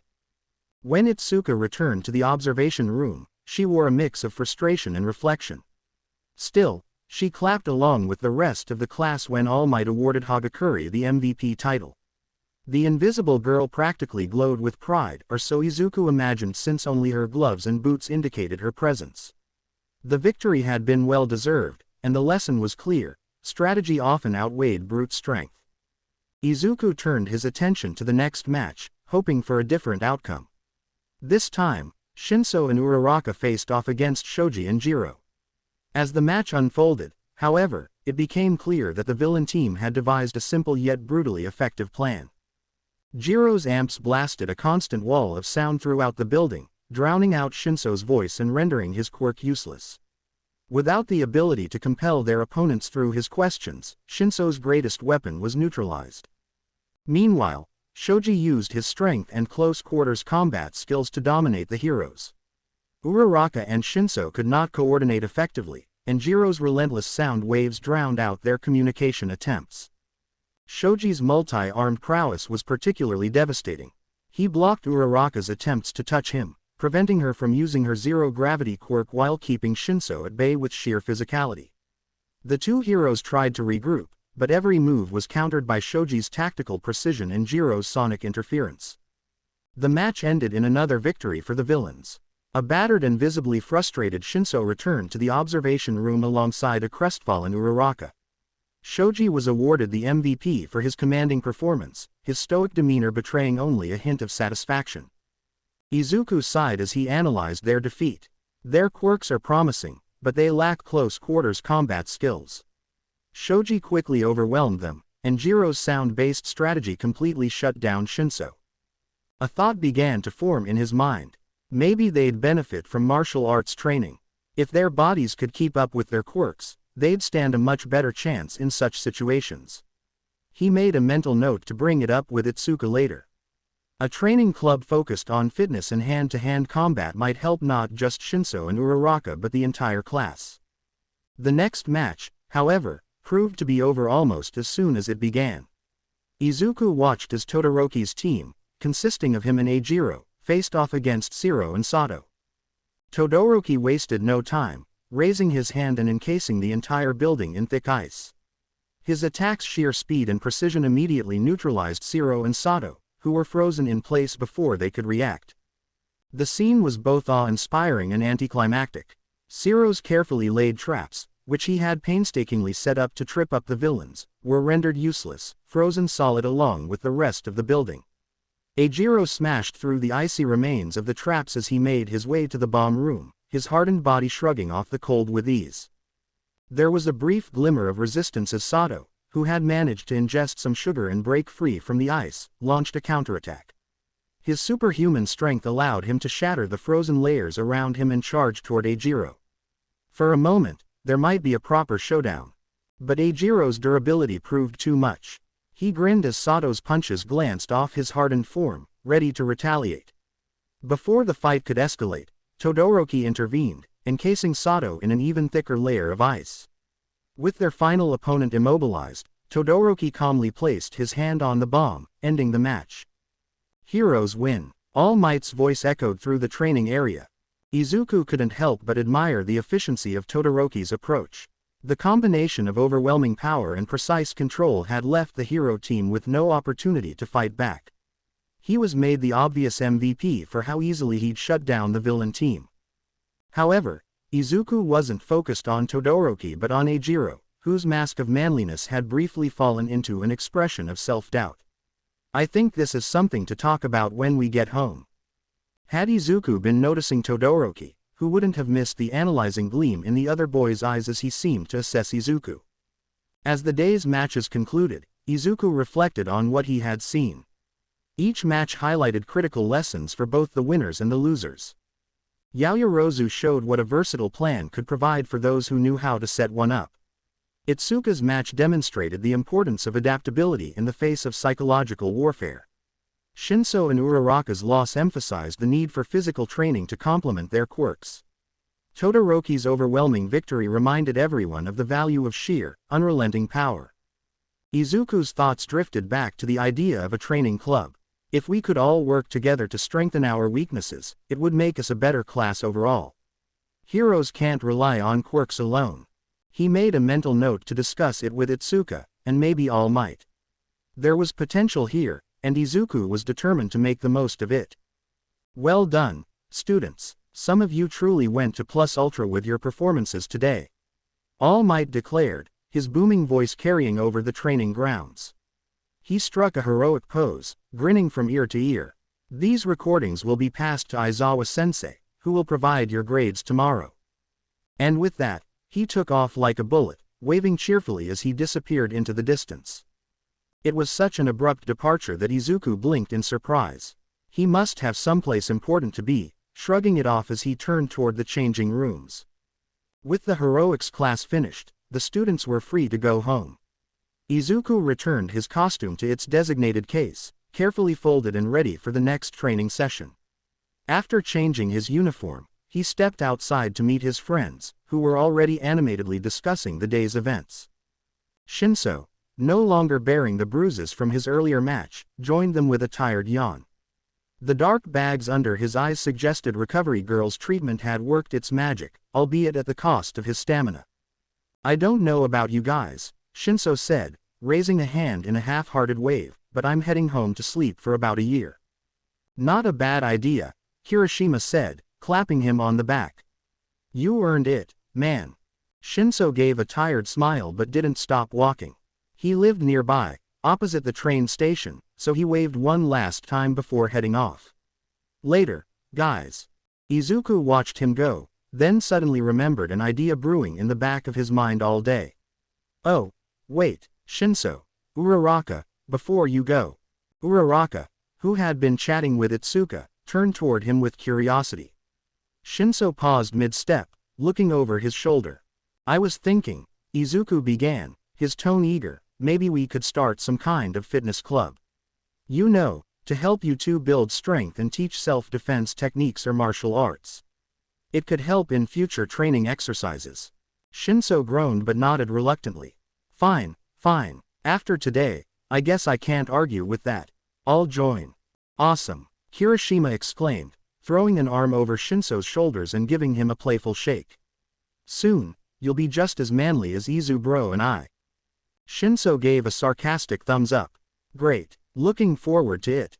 What about you, Uraraka? Itsuka chimed in, embracing a classic Muiboran stance with practiced ease. Izuku and I usually spar together, so I'm sure we could show you a few moves. Uraraka hesitated, her hands fidgeting. You think martial arts would help me? I mean, I've always wanted to focus on being a rescue hero. Itsuka glanced at Izuku, prompting him to answer. She wasn't disappointed. Absolutely, Izuku said, his voice steady and passionate. Even rescue heroes deal with combat situations. Villains don't care about your specialty, they'll attack anyone who gets in their way. Disaster relief can also involve managing distressed civilians who might act unpredictably in high-stress situations. And don't forget, you need to protect those civilians from rampaging villains. A strong foundation in hand-to-hand combat could make all the difference. Uraraka's expression grew thoughtful, but she still looked unsure. Sensing this, Izuku continued, his tone growing more serious. Do you know about the water hose heroes? Her brow furrowed. Water hose? I've never heard of them. They were a hero duo who specialized in firefighting, Izuku explained. The male hero could output water at high pressure, and the female hero was hydrokinetic. She could manipulate water with amazing precision. They were incredible at handling fires in remote areas. So what happened to them? Uraraka asked, leaning in with curiosity. Izuku's voice darkened. They were sent to a small village to help with an emergency. A villain named Muscular was in the area, threatening to kill everyone. Water Hose tried to stop him. It might have been an easy fight if they'd had more experience in villain takedowns. But they weren't prepared for someone like him. What do you mean? Itsuka asked, crossing her arms. Well, Izuku said, they could have drowned Muscular by trapping his head in a water bubble. It would have been simple with their quirks. But they weren't used to facing strong, ruthless villains. When Muscular killed one of them, Izuku paused, his jaw tightening. The shock left the other hero vulnerable. Muscular nearly killed her, too. She only managed to injure him and force him to retreat by slashing one of his eyes with water, but she didn't survive the trip to the hospital. Uraraka's face paled. That's horrible. It is, Izuku said, his voice softening, but it's a lesson. The outcome could have been different if they'd had more experience fighting dangerous villains. However, they were a rural firefighting team. How were they to anticipate running into Muscular in a remote village? That's the thing. It's just like what Aizawa-sensei said, hero work isn't fair. While they were heroes for holding off Muscular, it doesn't stop the fact they lost their lives. Uraraka, your quirk is one of the strongest in close combat. If you learn to fight, you can dominate most opponents. Take their gravity, and you control the fight, unless their quirk specifically counters it. Itsuka nodded firmly. Izuku's right. You've got so much potential, Uraraka. You just need the tools to make the most of it. Uraraka's cheeks flushed pink, a mix of embarrassment and determination. I'll think about it. I've never considered using my quirk like that before. That's why you've got Izu bro, Kirishima said, grinning. He's like a quirk encyclopedia. Izuku chuckled, scratching the back of his head. I just want us all to succeed. As the group walked home, the lively conversation gradually faded. Izuku's attention was drawn to a lone figure ahead of them, a familiar blonde with a slouched posture. The messy hair and angry stride could only belong to Katsuki Bakugo. A younger, more naive Izuku might have approached him at another time. He might have tried to offer encouragement to bridge the gap between them. But that time was long past. Bakugo had made his choices, and Izuku no longer had the energy to chase after someone who didn't want to be helped. He stayed with his friends, his steps steady and his resolve unshaken. After exchanging phone numbers, the group parted ways, agreeing to meet at Dagoba Beach for some training on Sunday. The air felt lighter as they walked together, and the excitement of plans buoyed their spirits. Izuku chatted with Eijiro and the girls, the conversation naturally flowing as they escorted Itsuka and Uraraka to the train station. The evening was quiet, the faint hum of city life in the background. Uraraka and Itsuka were animated, comparing notes about their matches from earlier in the day. Izuku mostly listened, chiming in occasionally, his gaze flicking to Eijiro every so often. The slight slump in his friend's shoulders and the forced edge to his laughter didn't go unnoticed. When the girls boarded their train, waving and laughing as the doors slid shut, Izuku turned his full attention to Eijiro. He waited a few moments as they began their walk home, then casually asked, "How are you holding up?" Eijiro blinked, caught off guard by the question. "Huh." Izuku kept his tone light. "You seemed a little quieter than usual today, that's all. You okay?" Eijiro didn't respond for a moment, his expression flickering between surprise and hesitation. Then he let out a soft chuckle, rubbing the back of his neck. "Man, those eyes of yours don't miss a thing, do they?" Izuku smiled, but his silence encouraged Eijiro to keep going. "All right, you got me," Eijiro admitted with a sigh. "It's just, during that last match, I felt useless, you know. I mean, what did I even do besides smash some frozen tape traps? Todoroki could have melted them without even trying. And when Sato broke free of the ice, it wasn't me who stopped him, it was Todoroki again. I was just there." He frowned, kicking at a stray pebble on the sidewalk. "The guy's a total powerhouse. He doesn't need anyone else. Compared to him, I'm just a guy who can harden his skin and punch stuff. How am I supposed to measure up to someone like that?" Izuku stopped walking, his eyes narrowing as he turned to face Eijiro. "That's not true, and you know it." Eijiro glanced at him, eyebrows raised. "Come on, man, you saw the match." Todoroki wiped the floor with everyone. Izuku shook his head. "He's incredible, yeah, but his strength isn't just about his quirk, it's about how he uses it. The control he has over his ice. That's years of training and discipline. It doesn't happen overnight. And anyway, you're not trying to be Todoroki. You're you. That's more than enough." Eijiro looked away, frustration still written across his face. "Listen," Izuku continued, his voice softer now, "you're selling yourself short. Your quirk isn't just about breaking stuff, it's about protecting people. That's huge, Eijiro. Remember when Sato broke out of the ice? You stopped his attack cold. You didn't even flinch. Todoroki might have taken him down, but you gave him the chance to do it. You were his shield. That's what heroes do, they make sure their team can succeed." Eijiro stared at him, his usual grin replaced by something quieter, more introspective. "You really think so?" "I don't just think so, I know so," Izuku said firmly. "And you're not alone in this. We're all training, all growing. You've got so much potential, Eijiro. Don't let one match make you forget that." For a moment, they stood there in silence. Then Eijiro chuckled softly, a small but genuine smile spreading across his face. "Thanks, man, I guess I needed that." "Anytime," Izuku replied with a grin. As they started walking again, the tension over them seemed to lift. Eijiro's laughter came easier, and the conversation drifted to lighter topics. They debated the best ways to motivate Shinso to stick with the training club Izuku had proposed, laughing at the idea of bribing him with coffee or extra nap breaks.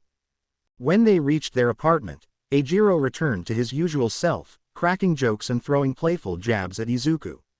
Watching him, Izuku felt a quiet satisfaction settle over him. The frustration on Eijiro's shoulders had been replaced by determination, and for now, that was enough. Later that night, Izuku sat at his desk, surrounded by the warm glow of his desk lamp. His notebook lay open, pages filled with diagrams of quirk applications and training regimens. But his mind wasn't entirely on the page.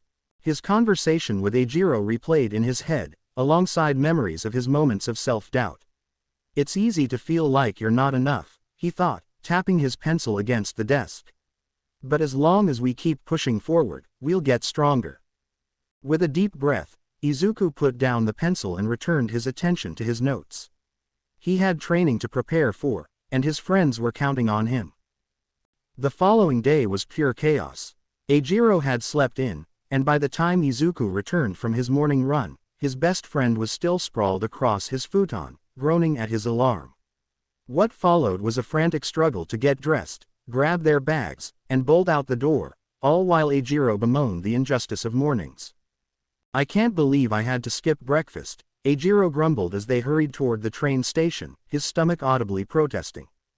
"That's what you get for sleeping in," Izuku teased, adjusting the straps on his backpack. He felt no such hunger pains. His morning had been productive, starting with his run, a solid meal, and even a bit of light stretching before class. "If you'd joined me on my run, you wouldn't have had to choose between food and getting to UA on time." Eijiro shot him a withering look. "Man, I respect your dedication, but waking up before the sun just to sprint around the city. Hard pass." Izuku chuckled, his gaze flicking ahead, his brow furrowing slightly. The usual crowd of morning commuters felt denser than expected, a sluggish tide of people clogging the streets the closer they got to UA. Then, as they rounded the last corner, the reason became abundantly clear. "Whoa," Izuku murmured. The entrance to UA was packed. A wall of reporters stood clustered around the gates, microphones and cameras poised like drawn weapons, all aimed at a single man who looked like he'd rather be anywhere else. "Aizawa-sensei." The reporters threw out questions like rapid-fire bullets, their voices overlapping in a chaotic symphony. "Does this mean All Might is scaling back on his hero duties? How do you feel about the symbol of peace being assigned to first years? Can you confirm whether he's hand-picking potential successors?" "It's the press," Eijiro deadpanned, his voice flat. Izuku took a steadying breath, already feeling the static of unease creeping along his skin. It was Izuku and Eijiro's first real encounter with the media as hero students, and the crowd was aggressive, shoving closer to the gates like a living, shifting mass. "Stay calm, and be honest," Izuku murmured to Eijiro, shifting his stance slightly, his Byakugan passively registering the crowd's movement around them. "This is part of the job. Might as well get used to it now." Eijiro hummed in agreement, though his grip tightened around the strap of his bag as they wove their way through the throng of bodies. Then, a microphone was suddenly in his face. "Excuse me, can you tell us your thoughts on All Might's classes?" The reporter, a brunette woman in a sharp blazer, leaned in with the practiced precision of a predator sniffing out a lead. Her expression was pleasant, but there was an urgency to her movements. She wasn't just asking, she was demanding a soundbite. Izuku blinked, momentarily caught off guard. Then he gave a polite nod. "Oh, of course, I'll try to be brief since I need to get to class." His left eye remained the usual green, but his pale right eye glistened slightly in the morning light as he gathered his thoughts. "All Might is a passionate instructor," Izuku said, keeping his tone level and diplomatic. "While his inexperience as a teacher shows at times, I'm confident we, as hero students, will learn a great deal from his years of experience in the field." A safe, non-committal answer, praising without overselling, critiquing without disrespect. The reporter's eyes gleamed, but before she could fire off another question, Izuku dipped his head in a quick nod and moved. Eijiro stepped beside him a moment later, shooting him a look. "Man, you handled that like a pro." Izuku exhaled through his nose, resisting the urge to glance back at the still lingering press. "Just said what I thought they wanted to hear." As they passed through the gates, Aizawa's tired but vaguely approving gaze met his. "Don't be late," was all he said before returning to the sea of reporters, his perpetual exhaustion evident in every fiber of his being. Izuku nodded and hurried inside, Eijiro following behind him. The moment they stepped into the halls, the noise of the crowd was muffled, leaving only the low hum of students filling the corridors. Izuku wasn't surprised to see the entrance of UA swarming with reporters. After the heroics class exercise, UA released an official press statement that aired on the evening news, confirming the school's decision to hire All Might as a full-time instructor. It was a decision that had taken the country by storm. Everyone knew about it. As Izuku and Eijiro hurried to their seats before the final bell rang, a lone figure stood in the shadows just beyond the school gates. Dressed in black, his sharp gaze swept across the throng of reporters, a sneer twisting his face. "Good work on yesterday's combat training," Aizawa-sensei began, addressing the class with his usual tired expression. He set a stack of graded rubric results off to the side before his gaze hardened with scrutiny, his tone sharpening as he prepared to deliver critiques. His eyes landed first on Shinso, who had technically placed the lowest in the exercise. Once Jiro's sound waves disrupted his brainwashing attempts, he'd struggled to contribute meaningfully to his team's strategy. "Shinso," Aizawa's voice was flat but firm. "Your quirk is valuable, but it's your only strength right now. If an opponent avoids answering you, you're done. You need to start working on your physical abilities." Shinso gave a slight nod, shoulders tense. "I also suggest visiting the support department," Aizawa continued, "to refine your costume. They might be able to equip you with tools to compensate for situations where your quirk won't help you." Shinso exhaled, nodding again, this time with more resolve. Aizawa's gaze shifted to Iida, who stiffened under the attention. "Iida." His voice remained monotone but carried weight. "Speed is useless without control. You struggle with tight maneuvers, and your ability to stop or change direction is sloppy. If an enemy forces you into a confined space, you'll crash before you can land a hit. Work on it." Iida straightened, clearly feeling the weight of his shortcomings, how he'd overextended, leaving Tokiyami to fight alone. He placed a fist over his chest in a sharp, determined motion. "I will endeavor to meet your standards, sensei," he declared, his voice filled with conviction. Aizawa barely reacted, already shifting his focus to the next target. Bakugo. The air in the classroom shifted subtly as the explosive blonde snapped his attention to the front, his scowl deepening. "Your arrogance and pride are your biggest weaknesses. Aoyama contributed more toward the objective than your blind fit of rage and violence." The words struck like a hammer. Aoyama? The guy who sparkled and twirled around like a drama queen? Aizawa's eyes narrowed. "Fix your attitude problem, or Hound Dog can fix it for you." The room held its breath, waiting for Bakugo to explode, but he didn't. His fists clenched, his jaw tightened, but he didn't fire back. A flicker of something unfamiliar, not submission, but maybe restraint, passed over his face. Instead of fighting back like he would have with some loser teacher at Aldera, he looked away, seething in silence. Aizawa moved on. His gaze landed on Shiro, whose match against Todoroki and Kirishima had ended quickly. "Shiro," Aizawa said, his voice even. "You let fear control your movements after Todoroki's initial attack. Had you maintained your composure, you could have coordinated a surprise attack with Sato." He let the words sink in. "Don't take yourself out of the fight before it's over." Shiro leaned back in his chair, arms crossed, a contemplative frown settling on his face. Finally, Aizawa took the graded results, flipping through them one last time before setting them down. Then, he straightened slightly, his usual slouch easing just a bit, a rare indicator of seriousness. "Now, with that out of the way, let's move on to homeroom business," he said, voice as dry and indifferent as ever. "Sorry to spring this on you at such late notice, but today I'll have you." The entire class tensed, a wave of silent panic rippling through the room. Uraraka clutched her desk. "Oh God, I barely survived last time." Shinso narrowed his eyes. "Wait. Did he say, late notice? What if this is a surprise quirk assessment? I'm dead." Shiro gulped. "Please don't be another combat test. I don't want to get flash frozen again." Kaminari paled. "This has expulsion written all over it." Aizawa blinked lazily, visibly unimpressed by the collective tension. "Pick class representatives." Silence. A beat. Then, chaos. "Oh, thank God." Kaminari practically collapsed onto his desk, dragging his hands down his face like a man who had just narrowly escaped death.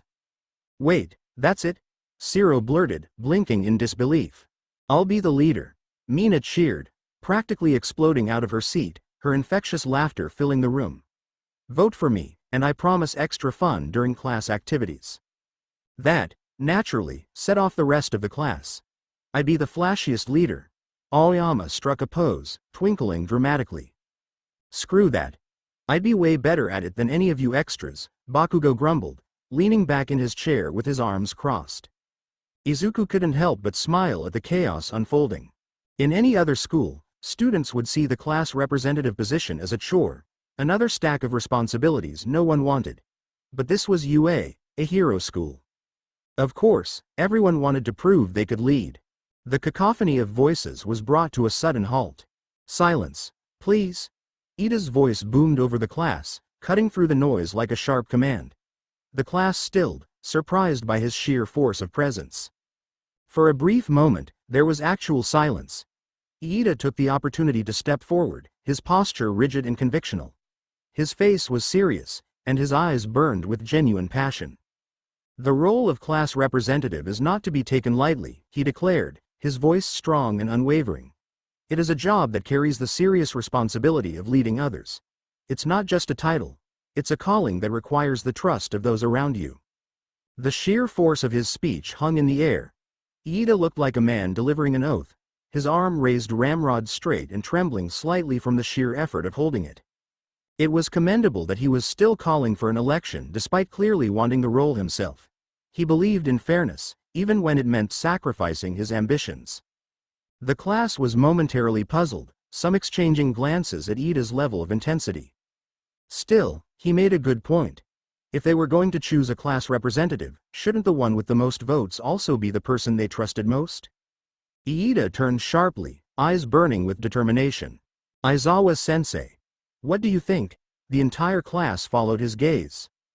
Only to see their homeroom teacher wrapped in his sleeping bag, cocooned on the floor, looking entirely prepared to nap.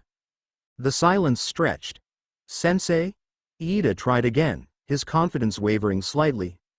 Aizawa half opened one red eye, staring at them with all the energy of a man questioning his life choices. "I don't care," he mumbled, voice slow and deadpan. "Just decide before homeroom is over." Then he promptly rolled over to face away from his students and sleep facing the wall. For a brief moment, Izuku felt a flicker of concern, but then he remembered how Aizawa crawled around the first day. At this point, he was reasonably sure Aizawa could sleep anywhere, anytime, like a hibernating bear in a sleeping bag. Iida, meanwhile, clenched his fists and bowed stiffly. "Thank you very much," he declared with excessive enthusiasm. The class stared. Aizawa was already asleep. The room settled into quiet chatter as students scribbled down their votes. Izuku glanced around before making his decision. He wrote Itsuka's name. Why wouldn't he? She was organized, level-headed, and accustomed to making tactical decisions from years in the ring. Leadership wasn't just about being the loudest. It was about earning trust and keeping a group focused on a goal. As he finished writing, he noticed several classmates glancing his way. Not just Kirishima, who was already grinning at him, but also Itsuka, who shot him a small but confident smile before folding her ballot. Izuku felt a flicker of warmth in his chest. It was good to know that his friends placed so much trust in him. As the ballots were collected, Iida practically vibrated with excitement as he tallied the results at the front of the room. Izuku wasn't expecting much, he hadn't even voted for himself. Then, Iida finished writing the results on the board. Izuku Midoriya 5 votes, Momo Yaoyorozu 4 votes. Izuku blinked. 5? He perked up in pleasant surprise, scanning the room, curious who had voted for him. Before he could dwell on it too long, Iida turned and gestured for him to come forward. Izuku exhaled, then stood. All right, if this is what they wanted, he'd do his best. He made his way to the front, joining Yaoyorozu beside the board. Surprisingly, Aizawa-sensei had woken up from his quick, well, Izuku wouldn't exactly call it a nap. A doze? That seemed more accurate. Although judging by the way Aizawa hadn't fully extricated himself from the sleeping bag, he still wasn't thrilled to be conscious again. Izuku couldn't help but wonder, how much of the voting process did he hear? Izuku stood at the front of the classroom, facing his peers. He didn't take the weight of their votes lightly. They had chosen him. They trusted him. So, he ensured his voice was steady and clear when he spoke. First of all, thank you. His green eyes scanned the room, taking in his classmates' faces. I won't waste your time with a long speech, but I do want to say this: I don't take this position lightly. A few heads nodded, Itsuka's smile widening slightly, and Kirishima shot him a subtle thumbs up. UA isn't just any school. We're training to be heroes. And that means we need more than strong quirks, discipline, strategy, and teamwork. That's what this class representative position means to me. His Byakugan eye gleamed faintly in the classroom light, though his expression remained focused. My job isn't to boss anyone around, to make sure we function as a unit. That means keeping communication clear, ensuring everyone's concerns are heard, and supporting each other both in and out of the classroom. He folded his arms, voice unwavering. I won't claim to be perfect, but I promise I'll do everything possible to represent this class well. He let the words settle, then offered a slight, confident nod. That's all I've got. Mina grinned and clapped loudly the moment he finished, starting an easy round of applause. Kirishima let out a sharp, "That's manly as hell, dude." While Uraraka and a few others smiled in approval. Even Yaoyorozu, who would be working beside him as vice rep, gave a respectful nod, her voice even. That was well said, Midoriya. Izuku exhaled slightly, allowing himself a small smile. It felt right. As his eyes roamed the classroom, he noticed a figure sitting unusually tense at his desk. Iida. Considering how passionately Iida had spoken earlier, it wasn't hard to guess why. Izuku observed as Iida let out a slow, measured breath, clearly regaining composure after what must have been a disappointment. Then, abruptly, Iida stood. He adjusted his glasses, the lenses gleaming as they caught the light, and squared his shoulders like a man accepting a sacred duty. Midoriya. His voice rang dramatically through the classroom. I shall hold you accountable to the highest standards of leadership. Izuku met his gaze evenly. I wouldn't expect anything less. For a moment, the two locked eyes in mutual understanding and respect. Iida nodded firmly, his internal dilemma resolved, and sat back down as if nothing had happened. Zero leaned toward Kaminari, whispering, Dude, was that an oath or a threat? Kaminari shrugged. With Iida, could be both. The classroom settled down, and Izuku quickly took charge, ensuring everyone got refocused as homeroom wrapped up. As the class broke for lunch, Izuku quickly nodded to his usual group, signaling he'd catch up with them later, before turning toward Yaoyorozu.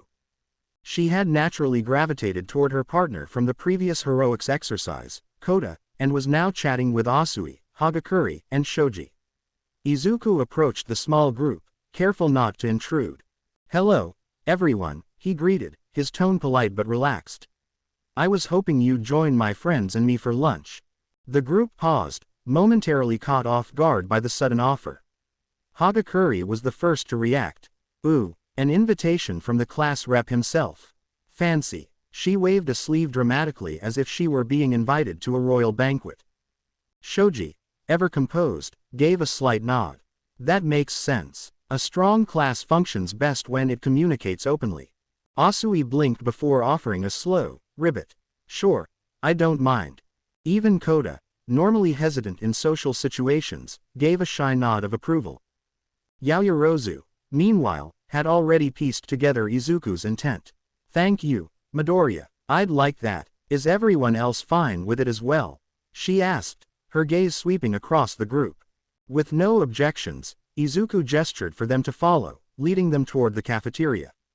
As they entered the bustling eatery, Izuku's eyes scanned the room, relieved to find that Itsuka and the rest of his usual group had secured a large corner table.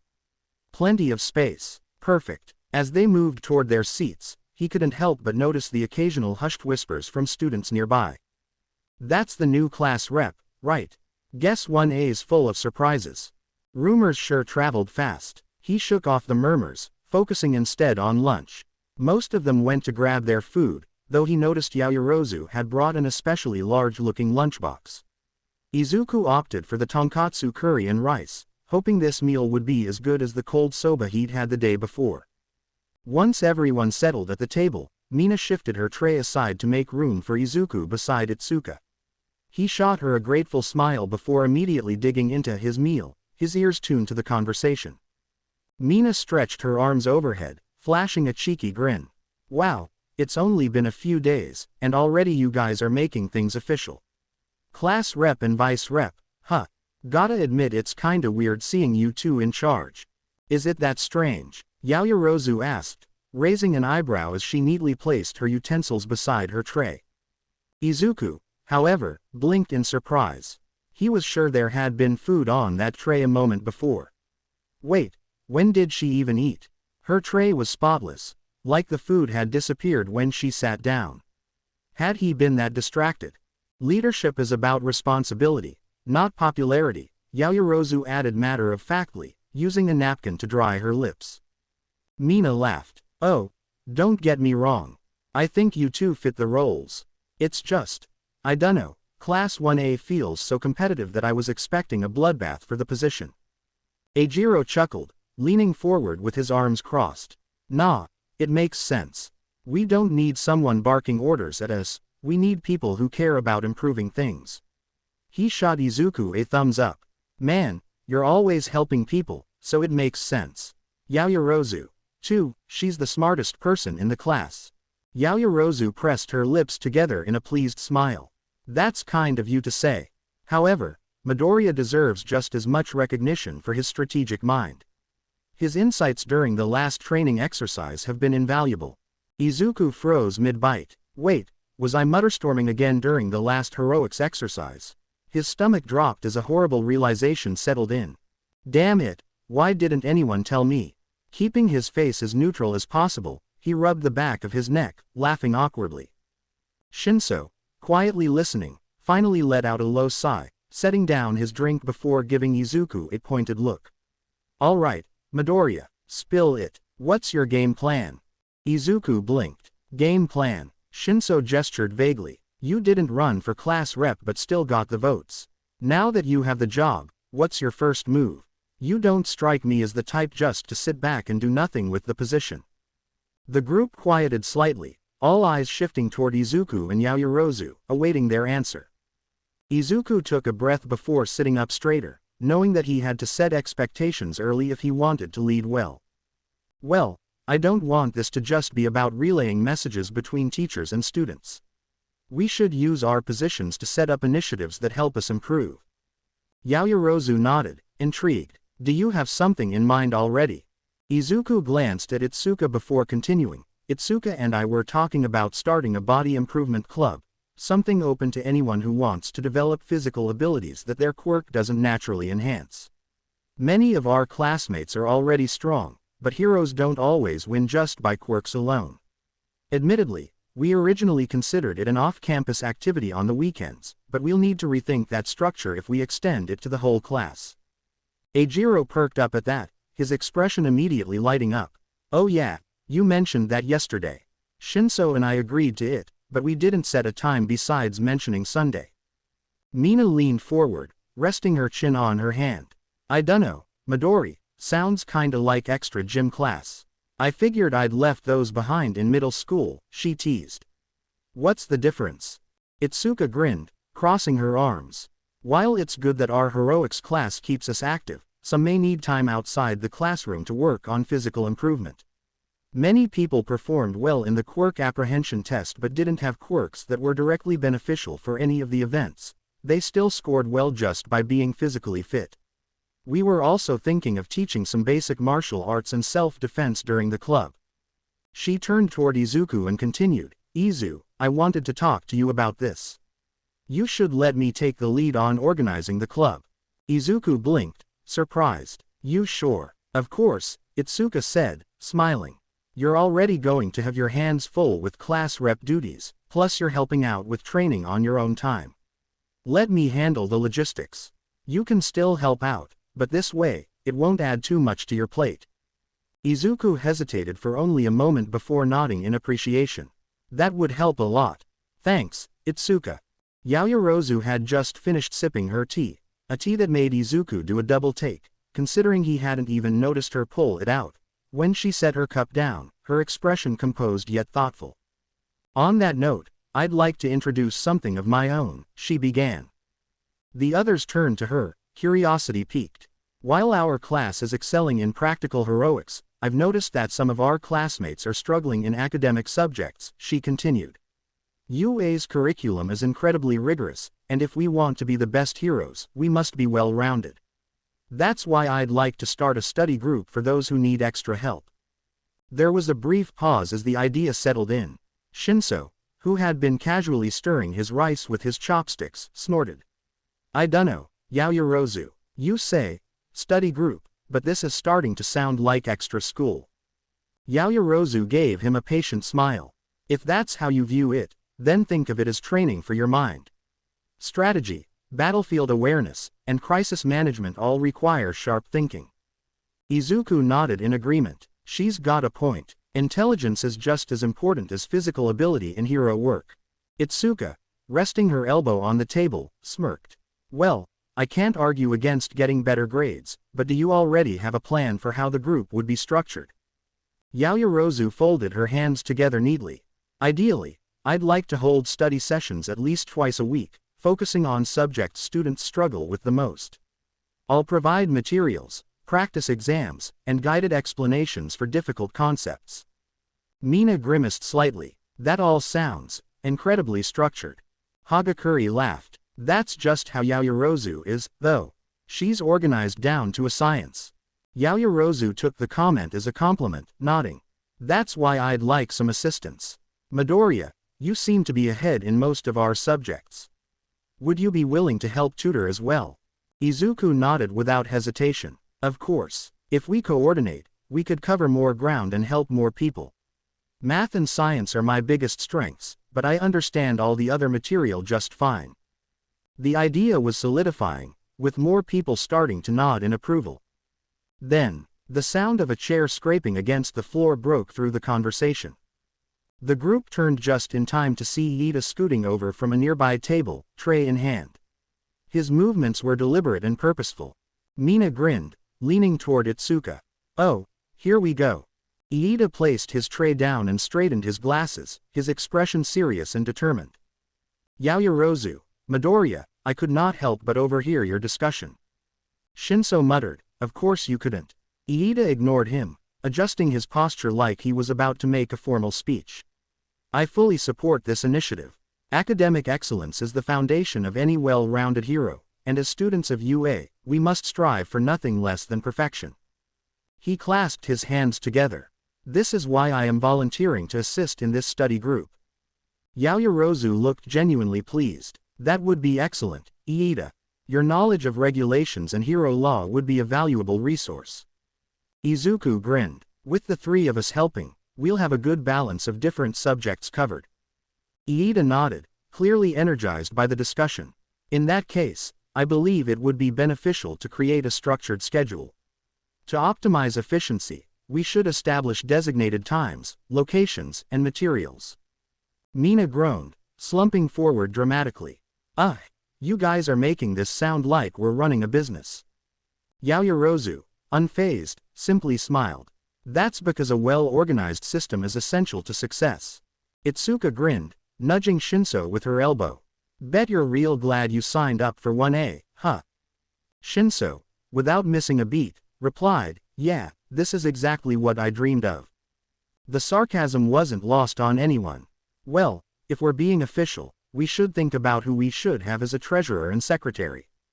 We'll need a treasurer to take care of class finances, organize fundraisers, and determine the viability of any off-campus expenses we incur for class activities. A secretary would help us stay organized during meetings, take minutes, and keep track of students participating in different clubs or groups, Izuku muttered, only managing to be broken out of his train of thought by Iida. Indeed, Iida nodded enthusiastically, clearly pleased. For our class to function efficiently and productively, it is imperative that we have designated individuals to organize finances, schedules, and event planning. And, as it happens, I would be honored to offer my services as treasurer. Shinso gave a slow blink. Yeah, we figured. Izuku chuckled, already considering Iida for the role, and the nod of agreement Yaoyorozu gave him only confirmed that he was the correct choice. I was going to suggest you for it, Iida. You're responsible, organized, and meticulous regarding the finest details, essential regarding class funds. Ida's expression immediately brightened. Thank you, Midoriya. I shall carry out my duties with the utmost diligence. Yaoyorozu turned her attention to the frog-like girl who had mainly remained quiet up to that point in the conversation. Asui, I was thinking you would be a good choice for secretary, she said, earning a surprised ribbit from Asui, who pointed a finger at herself in confusion. Ribbit, me, Asui asked before offhandedly mentioning, also, call me Sue. That's right. From what I've seen, you're attentive to everyone in the class and have an honest personality that would serve you well as our class secretary. All right then, Sue replied, I'll try not to let you down, Ribbit. As they returned to their meals, Izuku made a mental note of a random fact Ida had sprung on the group after Uraraka had asked an innocent question. He was related to Ingenium. Izuku had suspected as much. Ida's costume even resembled the Turbo Heroes, and their quirks were practically identical. Before he could think further about the connection, an alarm's sharp, shrill sound pierced the cafeteria. A moment later, the PA system crackled to life. Level 3 security breach detected. The previously relaxed atmosphere vanished in an instant. Izuku's breath caught as his mind immediately flashed to the syllabus he had skimmed with his Sharingan. Level 3 security breach, that means someone has trespassed onto school grounds, through destructive means. Crap, some of the older students had reported an intrusion on campus, and the moment the announcement came through the PA, the cafeteria erupted into chaos. Students scrambled for the emergency exits, pushing and shoving as panic set in. Izuku looked forlornly at his half-eaten lunch before standing with a resigned sigh, activating his quirk. Power surged through his body, rushing to his eyes like lightning. His left eye bled red, the emerald green replaced by the spinning tomo of his Sharingan, while his right eye's veins bulged, swelling from the effort of channeling the Byakugan's 360-degree vision. The world sharpened around him, and every movement in his field of vision was mapped in precise detail. He immediately scanned the school, leading his friends out of the thickest part of the crowd and into one of the side hallways. His first discovery: the biggest immediate threat wasn't a villain, just reporters. The same ones from earlier had somehow forced their way inside. They were getting an earful from present Mike Sensei, whose booming voice did not sound amused. Izuku frowned. On the surface, it looked like a media frenzy had gone too far. But something didn't add up.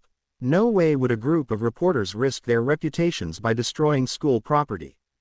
His eyes flicked toward the remains of the leading security gate, or rather, what little was left of it. The massive armored doors that protected UA from intruders had been reduced to dust.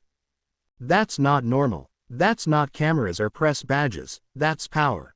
This wasn't the work of impatient reporters. Someone else did this. Izuku immediately expanded his Byakugan's range, searching every school floor. The reporters must be a diversion. The intruder could still be inside. Before he could locate anything, however, something else caught his attention. Someone was missing. His stomach dropped. Where's Hagakure? He asked, scanning the group. The others stiffened, quickly looking around. I thought she was right behind me, Mina said, guilt flashing across her face. Shoji's extra arms twitched, the membranes flexing as he tried to pinpoint her. You don't think she got caught up in the crowd? She's easy to miss, and some of the students were getting physical trying to get out. Damn, I'll try to find her, Eijiro said, hardening his arms as he pushed into the throng. Izuku immediately switched focus, tracking Hagakure's faint outline with his Byakugan. He spotted her instantly. Eijiro, forward and to the right, someone just pushed her to the floor. Hurry before she gets trampled, Izuku called out. Eijiro acted instinctually, pushing through bodies with reinforced strength until he reached her.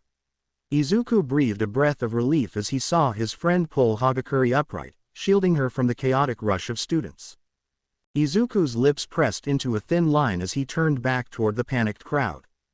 They're acting like wild animals. It was understandable. Panic made people irrational, but it only reinforced his growing suspicion. If this were an actual attack, the intruder would have gone straight to the cafeteria where the students are.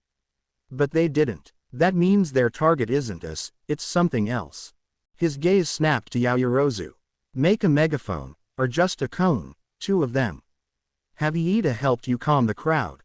Looks like the press broke in, but there's something off about this situation. Give me a moment to scout things out. Yaoyorozu, who looked visibly rattled, took a shaky breath before nodding. She steadied herself, then quickly formed 2 megaphones from her palm and handed one to Iida. Together, the 2 rushed toward the packed hallways, calling for order. Izuku, meanwhile, turned his focus back to the faculty-only sections of the school. Ectoplasm and Snipe were already moving toward the cafeteria, likely alerted by the panic. Midnight was with Principal Nezu, who was systematically sweeping the school in search of the breach. Recovery Girl was in the medical bay, tending to. Izuku blinked. A sickly, thin man was lying on one of the beds, barely conscious. Who is that? He almost lingered on the site, but something else pulled his attention, the one thing that didn't belong. His breath caught. A tear in space was open in one of the faculty rooms on the 3rd floor. And inside, a figure dressed in black, a grotesque, decayed hand strapped to his face, was rummaging through confidential school files. Izuku's eyes honed in on his expression, and his lips curled into a grin as he found what he sought. Then, without hesitation, the figure turned and stepped into the void. The portal closed behind him. Izuku's fists clenched. Damn, I didn't get to see what he took. His Sharingan flickered as he turned back to the group. There was an intruder. He was searching the faculty rooms on the 3rd floor. I didn't see what he took, but he used some warping quirk to escape. His jaw tightened. We need to let Aizawa-sensei know, now. As much as Izuku would have liked to inform Aizawa-sensei about the intruder immediately, he'd been forced to wait until the press was finally escorted off campus.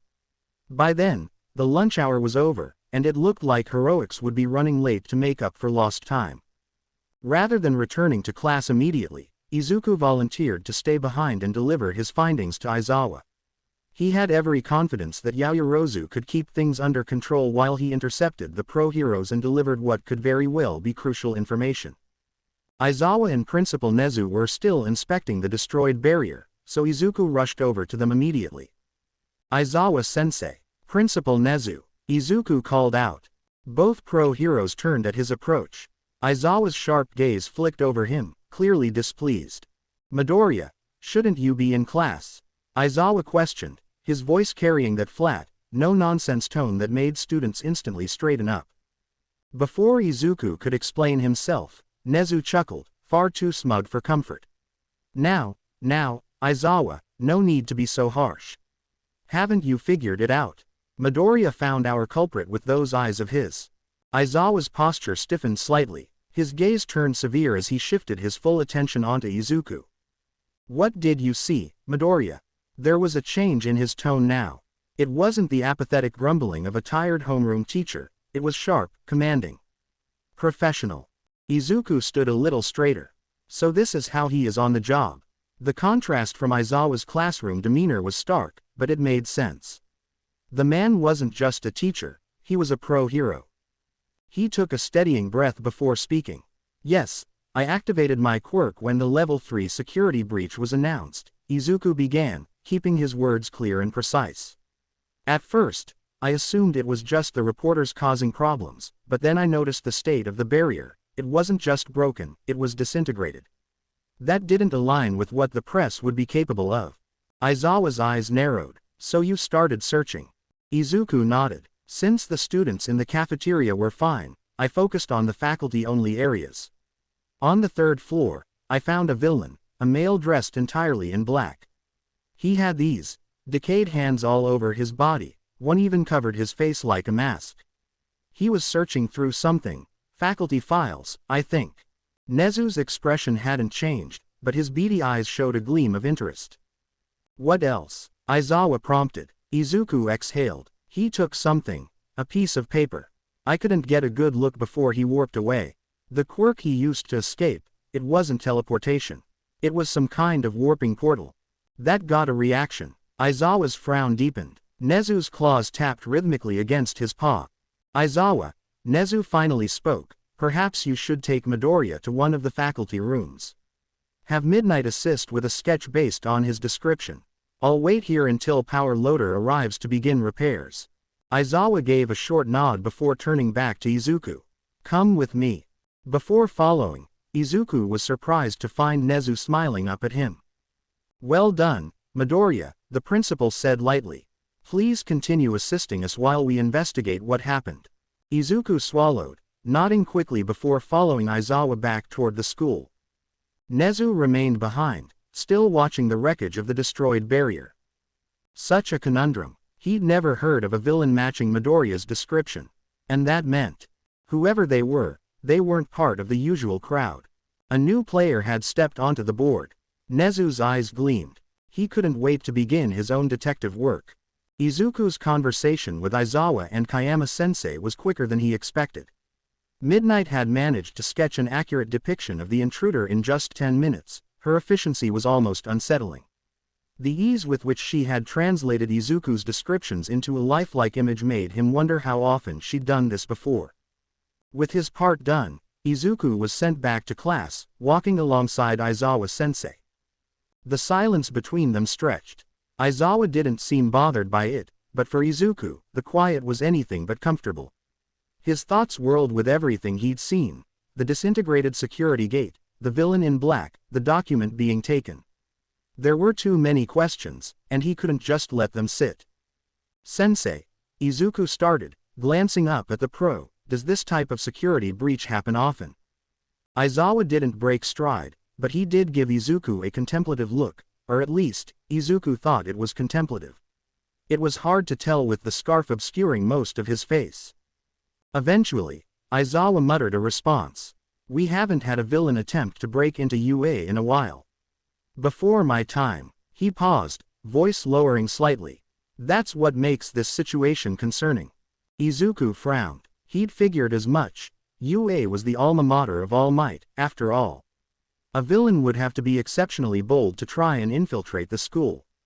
Still, something felt off. The press breaking in was one thing, but the villain I saw, they weren't part of the media crowd, Izuku said slowly. They were looking for something. Aizawa's expression remained unreadable. Midoriya, let me give you some advice, he said. There's a difference between observing and overanalyzing. Izuku blinked. What do you mean? Your quirk gives you an advantage, but don't assume you'll always get the full picture, Aizawa continued. You saw part of the truth, but not all of it. That's why we investigate before jumping to conclusions. Izuku absorbed the words, nodding slowly. He didn't have enough information to piece everything together, even if he had suspicions. That was frustrating, but it was something he'd have to accept. His mind briefly flashed to the villain with the decayed hands and twisted grin. He had casually rummaged through faculty documents like he knew exactly what he was looking for. He had left so quickly as if he had already won. What if he had? Izuku clenched his fists. This wasn't like a random attack or a publicity stunt, this was deliberate. Someone had planned this, which meant UA might be a target for something bigger. Izuku wanted to ask more, but the weight of Aizawa's presence made him hesitate. He sensed that his teacher had already thought about all of this, and pressing him for more would be pushing past the limits of what Aizawa was willing to share. This was above his pay grade. He had been lucky to stumble upon the villain's trail, but it wasn't his job to figure it out in the grand scheme of things. It was the hero's job.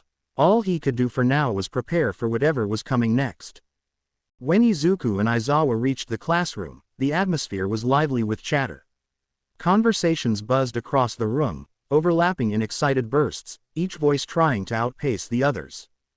The hot topic of discussion: the media break-in. Izuku deliberately kept his classmates in the dark about the true nature of the security breach. He didn't want to cause unnecessary panic. As far as they were concerned, the alarm had been triggered by overzealous reporters pushing past UA's defenses. Even so, nerves still ran high. What kind of school lets the press just waltz in like that? Kaminari muttered, his arms crossed, as he leaned back in his chair. It was pretty intense, Shiro agreed, resting his chin in his hand. I mean, did you see how packed the entrance was? Felt like some kind of riot. Well, it's All Might's fault, Jiro pointed out dryly. No offense, but the guy's kind of a walking media frenzy. No offense taken, Mina chimed in playfully, despite not being the one Jiro was addressing. He is the #1 hero, after all. You think anyone's just gonna ignore the fact that he's teaching here? Amidst the discussion, Hagakure sat on the edge of her seat, still rattled from earlier. Mina and Asui flanked her, fussing over her like protective siblings. We should have kept a closer eye on you, Asui said, concern evident in her tone. Yeah, girl, that crowd was brutal, Mina pouted. Next time, we're forming a human shield around you. Hagakure gave a nervous laugh. I appreciate the concern, but it's fine. Just a few bruises. Izuku watched the exchange, feeling a slight pang of guilt. He was glad Hagakure was okay, but the situation had been avoidable. The chaos of the evacuation had left students scattered and vulnerable, and if something like this happened again, they needed a better plan. Before he could dwell on it further, movement at the front of the class caught his attention. Yaoyorozu stood near the podium, raising a hand to get the class's attention. Her voice rang out, calm and confident. Everyone, please settle down. Class is starting. Her firm but polite tone worked almost immediately. The chatter died down, and students turned their attention forward. Izuku caught her gaze and gave her a slight nod of thanks. She returned it with an acknowledging smile before taking her seat. Aizawa took his usual position at the podium, his apathetic gaze sweeping over the room as he ensured everyone was paying attention. All right, listen up. His tone was as dry as ever, but something made students instinctively straighten. For today's hero training, we'll have 3 instructors instead of the usual one. The class will be led by All Might, myself, and another hero from the faculty. The reaction was instantaneous. A wave of excitement rippled through the class, whispers and murmurs quickly turning into full-blown excitement. 3 instructors, Kaminari echoed, his eyes lighting up. Wait, does that mean? Do you think it's Endeavor? Zero cut in. He's the #2 hero, right? What if he's the 3rd instructor? Wouldn't make sense, Jiro said, arms crossed. Doubt UA would bring in someone that explosive for a regular class. I hope it's Hound Dog, Hiroshima grinned. That dude's hardcore. Zero, who had raised his hand earlier, finally got a nod from Aizawa, allowing him to voice what everyone was thinking. What will we be doing differently this time around, sensei? He asked, brow furrowed. Aizawa responded by reaching into the folds of his scarf and pulling out a stack of flashcards. One of them had bold blue lettering. He flipped it around. Today's heroics class will be focused on rescue, disasters, shipwrecks, and everything in between. Another wave of chatter erupted. Rescue? Huh, seems like today will be a breeze, then, Kaminari said casually to Mina. Hiroshima immediately scoffed. Dude, take this seriously. Rescue work is the duty of every hero. His eyes practically burned with enthusiasm. I'm already feeling so pumped. Izuku couldn't help but smile at his friend's infectious energy. I'm best in the water, Asui added, her voice calm but eager. I hope we get to train in a wet environment. Ribbit. Despite the high energy in the room, their chatter was cut short by Aizawa's stern voice. Hey, I'm not done. His cold tone sliced through the excitement like a blade, and the room immediately hushed. Aizawa's red-rimmed eyes swept across them, ensuring they were listening before continuing. You can decide whether or not to wear your costume this time. Remember that in some situations, your costume might hinder your performance. The classroom walls shifted mechanically as he spoke, revealing costume briefcases neatly stored in compartments. The training will take place off campus, so we'll be taking a bus to the facility. That's all. Start getting ready. With those final words, Aizawa turned on his heel and exited the classroom. The moment he was gone, the room erupted into movement. Students rushed to their assigned costume briefcases, excited whispers filling the air. Izuku quickly joined the flurry of activity, grabbing his case and heading toward the changing rooms. His costume had only required minor repairs after the last heroics class.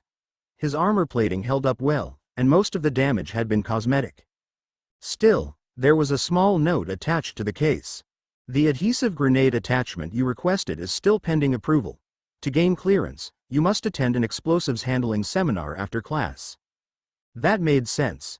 UA didn't play around when it came to dangerous equipment. At least the letter from Kamihara-sensei confirmed he was cleared to carry his Tonto. Izuku was quicker at getting into his costume this time, managing to exit the locker room alongside Shinso, who had been eyeing his gear quietly. It wasn't hard to tell why. Their aesthetics were similar, favoring function over flash, and it seemed like Shinso was considering adding similar utility items to his equipment. "Let me know if you want to learn how to use some of these," Izuku said, tapping one of the pouches strapped to his belt. His tone was casual, but the offer was genuine. Shinso glanced at him, his expression thoughtful, before nodding. "I might take you up on that." As they approached the bus, Izuku noticed Iida standing near the entrance, arms crossed, looking deep in thought. The telltale furrow of his brows and the way his fingers twitched made it obvious. He was mentally drafting a seating plan. Izuku clapped his hands, cutting in before Iida could begin one of his dramatic declarations. "It's open seating, everyone," he announced, loud enough for the class to hear. "Sit wherever you want." Iida visibly deflated at that, his shoulders slumping slightly. But to his credit, he didn't argue, instead adjusting his glasses with a resigned sigh. With that settled, the students began filing in, chatting amongst themselves as they found seats. Izuku, for his part, ended up sitting between Asui and Sato. He planned to listen amicably to the conversations around him, but that plan was quickly derailed. "Midoriya," Asui's calm voice cut through the noise, making Izuku turn his head toward her. "Oh, yes, Asui," he responded, momentarily grateful for the distraction. Aoyama had been staring at him again, and he wasn't sure how long he could pretend not to notice. "Call me Sue," she corrected before tilting her head slightly. "You have an ocular quirk, like Aizawa-sensei. But you're also strong and fast. Ribbit. Can you explain how your quirk works?" The volume in the bus dipped slightly. Had Izuku been paying closer attention to his surroundings, he might have noticed how Todoroki stiffened ever so slightly at the question. "Oh boy, Sue," Kirishima grinned, giving Izuku a playful nudge. "You've really opened the floodgates with that one." Izuku let out an awkward chuckle, scratching the back of his head. "Yeah, I tend to go into a lot of detail when I talk about my quirk. Just ask Mina. She got the Cliff Notes version once." "Yup." Mina beamed, leaning in, and it was still, like, a full-on lecture. Yaoyorozu, who had been quietly listening until now, perked up at that. "University lectures?" she asked, her interest piqued. "You've researched that extensively?" Izuku nodded. "Yeah. I mean, my quirk is complicated. I've had to look up PhD dissertations to try to make sense of some mechanics." Yaoyorozu's eyes practically sparkled with intrigue, and Izuku had the distinct feeling that she would ask for sources later. Still, he might as well explain with the bus now fully locked onto him. "To start with, I'm what's considered a late bloomer when it comes to quirk development," Izuku began. "Most kids develop their quirks between the ages of 3 and 5. I didn't develop mine until I was almost 7. That made a few students blink in surprise. 7? Kaminari repeated. "Dude, that's really late." "It is," Izuku agreed. "But some people don't develop their quirks until their 30s. "No way," Shiro said, looking genuinely surprised. "That's a thing?" Izuku nodded. "Yeah. Some studies suggest that late bloomers' quirks develop differently due to mutations in the quirk factor gene. That often results in quirks that are unique or completely unrelated to family lineage." "Oh, that's fascinating," Yaoyorozu mused. "Then does that mean neither of your parents had an ocular quirk, Midoriya?" "That's right," Izuku confirmed. "My mom has a minor telekinesis quirk. She can attract small objects toward herself. My dad was a fire breather. And there's no record of anyone in my family having an ocular quirk." "That's kind of weird to think about," Sue admitted. "I'd feel strange if I didn't have my family's frog quirk. Ribbit." Izuku hummed thoughtfully. "Yeah, I sometimes wonder what it'd be like to have either of my parents' quirks."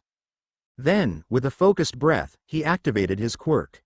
His emerald left eye seemed to swirl into the pupil, leaving behind a red canvas painted by the swirling spinning of two tomo that emerged from the pupil. Izuku's pale right eye sharpened, and the veins near it subtly bulged as water rushed to deliver the nutrients needed for it to handle its enhanced perception. "As you can see," Izuku continued, his voice steady, "this is what my quirk looks like when it's active. Each eye has a different function. My right eye, the Byakugan, gives me 360-degree vision, telescopic sight, and X-ray vision. I can see through solid objects, detect heat signatures, and, most importantly, observe how quirk energy moves through a person's body. My left eye, the Sharingan, gives me enhanced perception. Everything I see moves so slowly that it's basically precognition. I can predict movements, track objects at insane speeds, and anything I see gets permanently ingrained into my mental and muscle memory. Wait. Jiro cut in, eyes narrowing, permanently? Izuku nodded. Yep. If I see someone practicing a skill, it gets recorded perfectly in my mind. Barring no distinctly different physical changes to myself, I can perform the skill just as perfectly as them. Wait, Kaminari interjected, leaning forward. You're saying that if you watched a dude who's been, I dunno, playing guitar for 50 years, you could just copy his technique? Izuku nodded. Pretty much, although it would only mean I would know how to play that one song. I'd still need to study up on music theory to figure out what he's actually doing. That's still insane, though. The murmurs on the bus grew louder, and students digested the information. But that doesn't explain your strength and speed, does it? Kaminari pointed out, frowning. Your eyes don't make you punch harder. Izuku chuckled. Yeah, that's where things get a bit weird. He tapped his temple. According to some quirk therapists, my quirk shares traits with abilities that rely on emotional distress for growth. In particular, they theorize that intense emotional distress actually triggers an awakening. Awakening? Iida echoed. Izuku gestured toward his Sharingan. When I first got my quirk, I only had one tomo. I also couldn't manipulate my quirk energy, which is what I do when I enhance my strength and speed. But after a particularly intense sparring session with my sensei, and the stress of Kirishima moving away, my quirk evolved. That's how I gained the second tomo. Eijiro scratched the back of his head, looking a little sheepish. I always figured it was a manly spar that pushed your quirk further, he admitted. Izuku grinned. Well, you moving away was part of it, too. How else was I supposed to feel when my brother in all but blood was leaving? That got a few chuckles from their classmates. From there, the conversation branched into other topics. Izuku eventually deactivated his quirk, letting out a slow breath as his vision returned to normal. He leaned back in his seat, allowing the chatter of his classmates to wash over him. The conversation had naturally shifted from analyzing his abilities to a lighthearted debate over which student had the best quirk for pro-hero work. I think Iida's quirk is pretty solid, Zero argued, leaning forward. Speed's always useful in rescue ops and combat. What about Jiro? Mina chimed in. Her sound attacks could totally work for search and rescue missions, sonar style. Izuku listened, adding his thoughts when prompted, though his mind was partially elsewhere. His gaze flicked toward the back of the bus, where Bakugo sat, arms crossed, expression brooding. Unlike usual, the blonde hadn't blown up at anyone. Well, mostly. Bakugo had only shouted once or twice, surprisingly, not at Izuku. That in itself was odd. Maybe that humbling I gave him finally decided to stick? Izuku thought before shaking his head with a small, wry smile. Nah. That's being way too optimistic. Before he could dwell on it further, Aizawa's curt voice cut through the noise. We're here. Conversation halted instantly, and all eyes turned toward the imposing structure ahead. Looming in front of them was an impressive dome-shaped facility resting on the far edge of UA's sprawling campus grounds.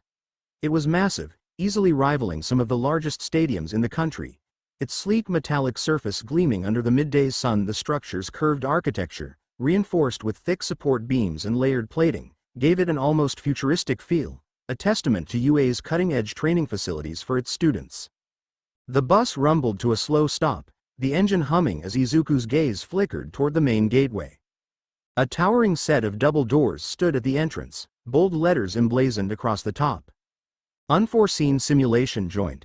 Some of his classmates chattered excitedly, pointing at the building, but Izuku noticed that a few of them had utterly missed the signage. Flanking the entrance were several large floodlights, likely meant to illuminate the facility for nighttime exercises. A high-security perimeter fence, similar in design to UA's reinforced barriers, surrounded the facility. Surveillance cameras were positioned along the outer walls, their lenses sweeping the area with methodical precision. Despite its immense size and heavy security, the USJ felt isolated. Unlike the bustling energy of the main campus, this area sat farther away, tucked into a quiet, almost eerie section of UA's training grounds. Even before stepping off the bus, Izuku had a feeling that this would be very different from their previous training sessions. The doors hissed open, and the students filed out, stretching their legs as they saw the facility up close. Then, standing near the entrance, a figure in black and white greeted them. Pro Hero 13. Unlike the flashy, combat-heavy pro heroes most students idolized, 13's presence differed. The rescue hero wore a black and white spacesuit, complete with a reinforced collar and a full helmet. Her costume was modest, practical, and unmistakably functional. The helmet's visor was a deep, opaque black, completely obscuring her face, giving her an air of mystery yet lacking the intimidation factor seen in more battle-focused heroes. And yet, despite their covered appearance, 13 carried an undeniable presence. Where Aizawa exuded stern discipline, and All Might radiated booming confidence, 13's energy was different. It was warm, reassuring, and steady, the kind of presence that made people feel safe. Izuku had studied 13's career before. They weren't a hero who fought for glory or recognition. They weren't someone who stood at the front lines to take down villains. They were a hero who saved lives. And yet, beneath that gentle demeanor, Izuku knew the true power 13 possessed. Their quirk, Black Hole, was one of the most devastating abilities in the hero world. With a simple motion, 13 could generate a miniature black hole capable of sucking in and disintegrating anything, matter, debris, even living beings. It was a terrifying ability that could easily be used for destruction. But 13 never did. They wielded their quirk precisely, using it only to clear rubble, create safe escape routes, and prevent further disasters. In a way, they embodied the purest form of heroism. A hero not defined by power, but by responsibility. As the students gathered around, excitement and curiosity buzzed through the group. Even Bakugo, who had been relatively quiet, looked at 13 with analyzing eyes. Perhaps the most significant reaction came from Uraraka, who practically had stars in her eyes as she stepped off the bus. Her face lit up with admiration, and her hands clenched into excited fists as she saw their instructor for the day. 13, she murmured, her voice filled with awe. It was clear that 13 was the one who truly inspired her out of all the pro heroes they had met so far. And Izuku couldn't blame her. 13 was purely a rescue hero, unlike many other top-ranking heroes, who were known for their combat prowess. Someone who had built her reputation on saving lives instead of taking down villains. Before she could gush any further, a cheerful voice cut through the mild chatter. "Hello, future heroes," 13 called out, her tone animated as she stretched her arms in welcome. "Let's go ahead and get inside. I'm looking forward to working with you all." Uraraka visibly trembled in excitement, barely containing the urge to bounce on her feet. "This is gonna be the best training ever," she whispered, clutching at her cheeks. The students eagerly followed 13 and Aizawa into the facility, a mix of curiosity and anticipation in the air. Even Bakugo, while not openly displaying any excitement, stayed silent, which was about the closest thing to interest he ever showed. But as impressive as the exterior was, it was nothing compared to what awaited them. As soon as they stepped through the entrance, Izuku's breath hitched, his Byakugan activating instinctively as he took in the sheer scale of the facility. The interior of the USJ was massive, stretching far beyond what they had seen from the outside. It wasn't just a single disaster simulation, it was a collection of them carefully designed to replicate real-world emergency scenarios. To the far left, a massive, deep-water lake stretched across one section, its surface shimmering beneath the artificial lighting. A lone, half-sunken ship sat in the middle of the lake.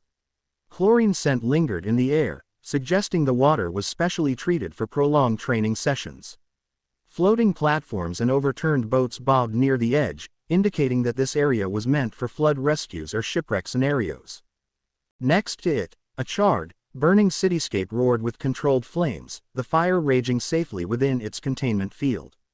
The air in that section rippled with heat, and even from this distance, Izuku could see fire-damaged buildings, collapsed structures, and crushed vehicles, simulating the aftermath of a devastating fire or explosion.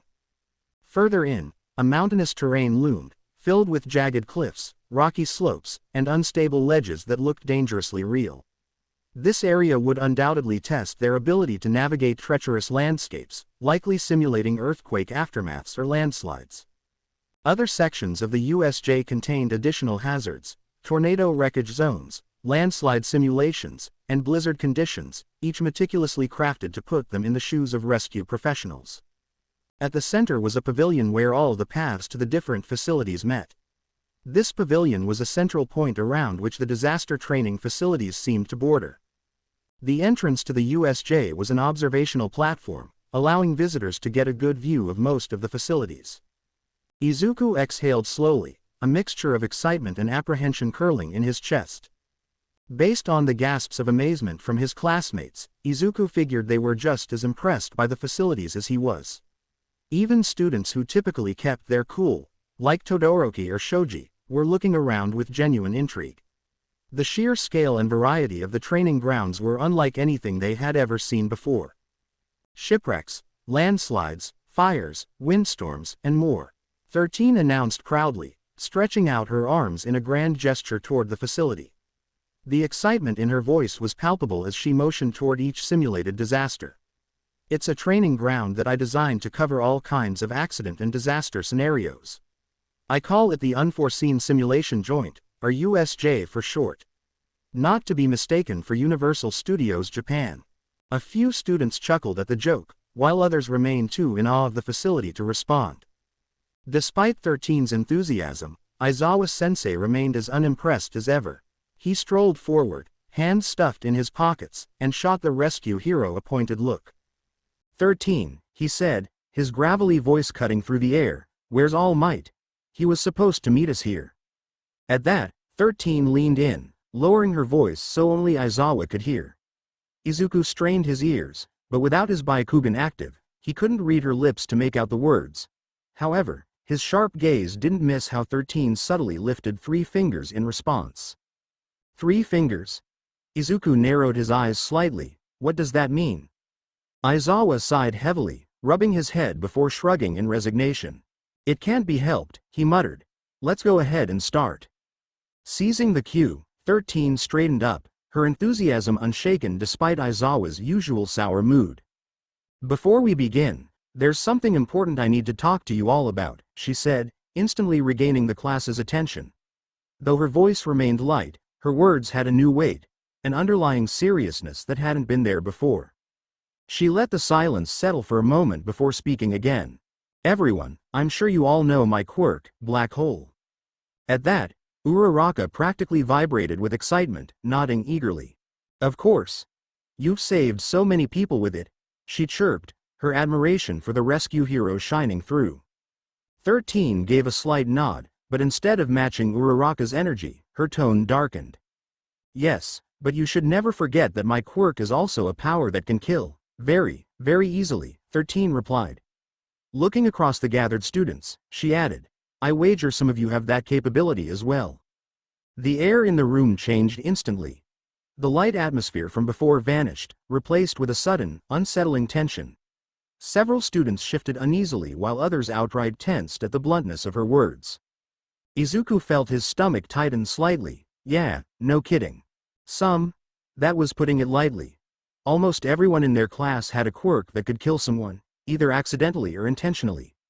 Even the more benign-sounding ones, like Jiro's sound-based quirk or Siro's tape, could turn deadly in the wrong circumstances. And judging by the wide-eyed, somewhat aghast expressions on some of his classmates, this was probably the first time many of them had seriously considered that. Privately, Izuku was glad that Kamihara-sensei had drilled the darker aspects of hero work into him from a young age. He wasn't as naive as some of the others. Uraraka, in particular, suddenly seemed to have stopped bouncing around and looked a bit green at the possibility that her favorite hero could kill. 13 let the silence linger for just a moment before continuing. In our society, quirks are regulated, and pro-heroes undergo extensive training to use them safely, she said, her voice steady but firm. But that doesn't change the fact that many quirks, yours included, can take a life with just one wrong step. The gravity of her words sank in. Even students who had been brimming with confidence moments ago now looked thoughtful, even troubled. Izuku's gaze flickered toward Shinso. The usually indifferent teen had his arms crossed, but his fingers clenched slightly against his sleeve. Brainwashing was a powerful tool, but it wasn't hard to imagine how it could be abused. 13 continued, pressing forward. Aizawa's quirk apprehension test showed you the limits of your abilities. All Might's combat training forced you to experience the danger of using your powers against others. But today, we're focusing on something different.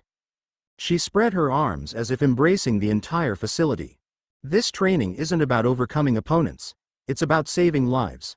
I want all of you to leave today with a new understanding. Your powers aren't just for fighting. A moment of silence followed before the entire class erupted into enthusiastic applause. Izuku found himself grinning. 13's words resonated deeply with him. While many dreamed of being heroes who worked for glory, fame, and combat, he had always found something far more inspiring in the ability to help and protect. He wasn't the only one. Yaoyorozu and Iida nodded approvingly while Asui's large eyes blinked with interest. Even Todoroki, usually passive, seemed to be contemplating her words. As the applause died down, Aizawa finally pushed off the wall he'd been leaning against, stepping forward. "All right then," he said, voice as dry as ever, "first up." He never got to finish. The lights dimmed, the power flickered. And then, a deep, eerie hum filled the facility as something warped in the air like reality itself was being torn apart. Aizawa's posture shifted immediately, his body language changing from tired teacher to battle-ready pro-hero in an instant. His sharp eyes locked onto the center of the pavilion. 13, he snapped, his voice cutting through the confused murmurs of the students. "Something's off. Gather the students and keep them safe." The confusion only grew. "What's going on?" Kaminari asked, looking around as the room grew darker. Instinct kicked in, and Izuku's Byakugan activated as he turned his gaze to the pavilion. His breath hitched. A swirling, inky black portal opened at the center of the facility. A horde of figures began stepping through, their twisted grins and menacing postures making it clear that these were not pro-heroes. Villains. Dozens of them. And standing at the very back, watching the chaos unfold with an almost lazy amusement, was a familiar figure. Pale skin. Wild, unkempt hair. Black clothes. And those horrifying, decayed hands. Izuku's blood ran cold. "Sensei," he called out, his voice sharper than intended.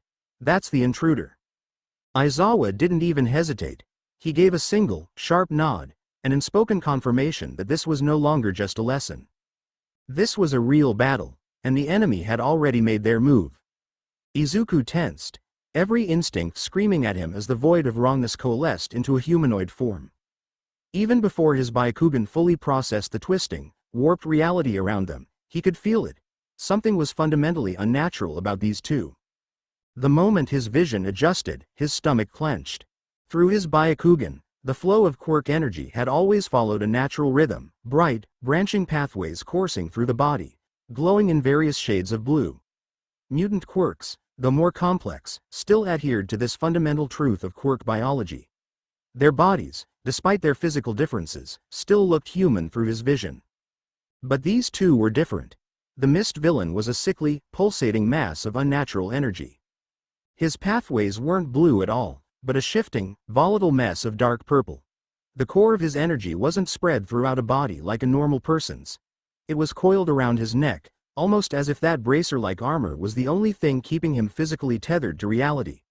The longer Izuku stared, the more he felt like he was looking at a fabricated existence, something that shouldn't be. And then there was the brute. Izuku's eyes flicked to the hulking mass of stitched-together flesh, and his breath hitched. His body didn't just contain quirk energy, it overflowed with it. An excess, an overabundance that no normal human should possess. It was like his body wasn't meant to hold so many quirks at once, and yet, somehow, it did. The flow of energy through his body was wrong, forced, like it was being pumped into him artificially. His bones didn't align properly. His muscles were too thick, too disproportionate, as if grafted on from different sources. The gaps in his skin, exposing patches of raw, corded muscle and bone, suggested that this brute, was something more assembled than born.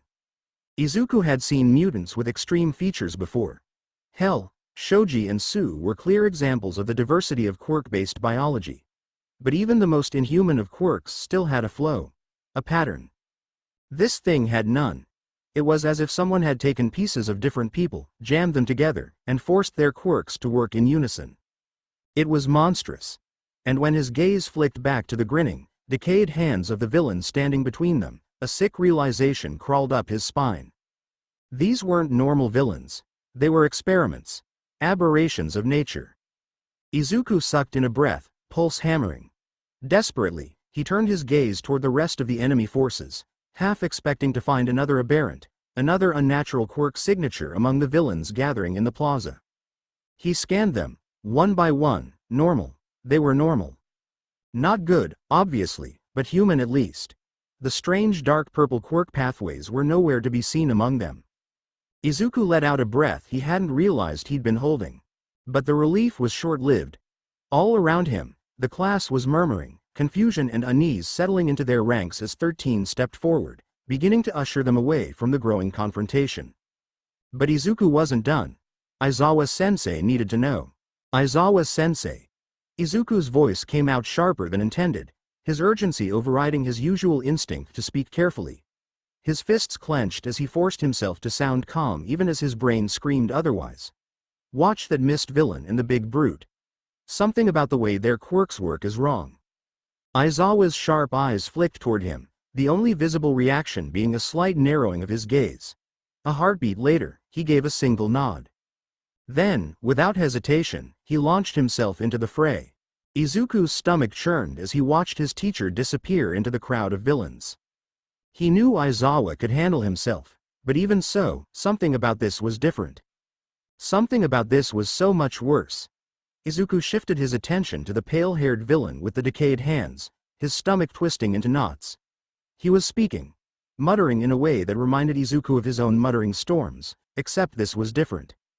Where Izuku's muttering stemmed from a need to analyze, to understand, to solve, this man spoke like he wanted the world to rot. Under normal circumstances, his words would have been muffled, hidden by the grotesque severed hand gripping his face, but Izuku's Byakugan cut through it like glass. He read his lips perfectly. All Might's not here. So we kill the students instead. Izuku's heart stopped. His pulse surged in his ears as the words hit him like a freight train. They weren't just here to cause destruction. They weren't just here for a fight. They were here to kill All Might. And if All Might wasn't here, then they would do the next best thing. Slaughter his students to bring him running. Izuku felt his throat dry up as his mind raced through the implications. That must have been what was stolen earlier today, a teacher's schedule. They must have known All Might was going to be here, and now that he isn't. His fingers darted toward his pocket, reaching for his phone, heart hammering against his ribs, only to freeze when he saw the screen. No service. Izuku's stomach plummeted. That can't be right. UA's security system should be sending trespasser alerts to the teachers right now. Before he could speak, he caught Yayorozu's voice, sharp with urgency as she voiced the very same concern to 13. Why isn't the security system activating? She asked, her normally composed tone laced with unease. That's what I'd like to know, 13 murmured, her gloved hands subtly tightening into fists. A heavy silence settled over the group as realization crept in. It was Todoroki who finally broke it, his voice eerily calm but laced with steel. Whether the villains only showed up here or throughout the whole school, it doesn't matter, he said, folding his arms, his mismatched gaze sweeping over the enemy forces below. With the trespasser sensors down, it means they have someone with a quirk that can mess with them. 13 seemed to stiffen at that. Todoroki continued, his voice low but certain. We're in an isolated part of campus, and they attacked during a scheduled class session. That's not a coincidence. This was planned. His gaze narrowed. They may be fools, but they aren't dumb. Izuku clenched his fists, feeling his breath come in shallow bursts. Damn. They don't realize it yet. They haven't put together why the villains are really here. He couldn't keep quiet. His classmates had to know about the type of danger they were dealing with. They're here for All Might, Izuku said, forcing his voice to be steady. His classmates turned to him, some blinking in confusion. He took a deep breath and continued. I read the lips of the villain in black. The one standing at the back. His green eye flicked toward the pale-haired leader as a sick chill crept down his spine. Since All Might isn't here, we're going to be used as bait. A heavy silence. Then, grim understanding settled over the group. Uraraka's hands curled into fists. Ida's fingers twitched at his sides. Shinso's usually passive expression hardened into something sharper. They're trying to force All Might to come here, Izuku continued, voice grim but certain. And they'll kill us to do it. Yaoyorozu's face paled, but she squared her shoulders. Then we need to evacuate immediately and find a way to raise the alarm. Izuku nodded, but there was one more thing to check first. His Byakugan scanned the class, flicking from face to face until his gaze settled on Kaminari. Izuku's mind raced. Kaminari had a radio headset. If their phones weren't working, maybe his long-range support gear had a chance. He took a quiet but urgent step toward the blonde. Kaminari, he whispered. Any way you can contact the school with your headset? Kaminari blinked at him, startled, then quickly adjusted the earpiece. Huh? Yeah, let me. His eyes suddenly widened. A sharp crackle of static blared into his ears, making him wince. Shit, he hissed. He adjusted the dial, pressing the earpiece closer. I'm getting nothing but, damn it, I'll keep trying. Izuku gave him a firm nod. Good. Keep at it. With that, he turned and fell into step behind 13. As he evacuated with the rest of the class, he kept up with what was happening down in the plaza. His Byakugan was helping him keep up with Eraserhead's battle. His teacher had already engaged the villains. At first, Izuku had worried. The villains had him outnumbered nearly 15 to 1. Against those odds, any hero, no matter how skilled, would be overwhelmed. But he shouldn't have worried. Eraserhead moved like a wraith, his body flowing through the mass of villains with an almost unnatural efficiency. There was no wasted movement, no unnecessary strikes, only pure combat mastery. The first villain lunged. A lean man with jagged teeth and razor-sharp claws, but Eraserhead's goggles gleamed, and his quirk was gone before he even realized it. The villain's momentum stumbled mid-swing, his claws dulling back into human fingernails. His eyes barely had time to widen before Eraserhead's capture scarf lashed out like a striking viper, wrapping around his wrist. Eraserhead yanked. With a twist of his hips, he redirected the villain's own momentum, sending him flipping violently over Eraserhead's shoulder and crashing headfirst into the pavement.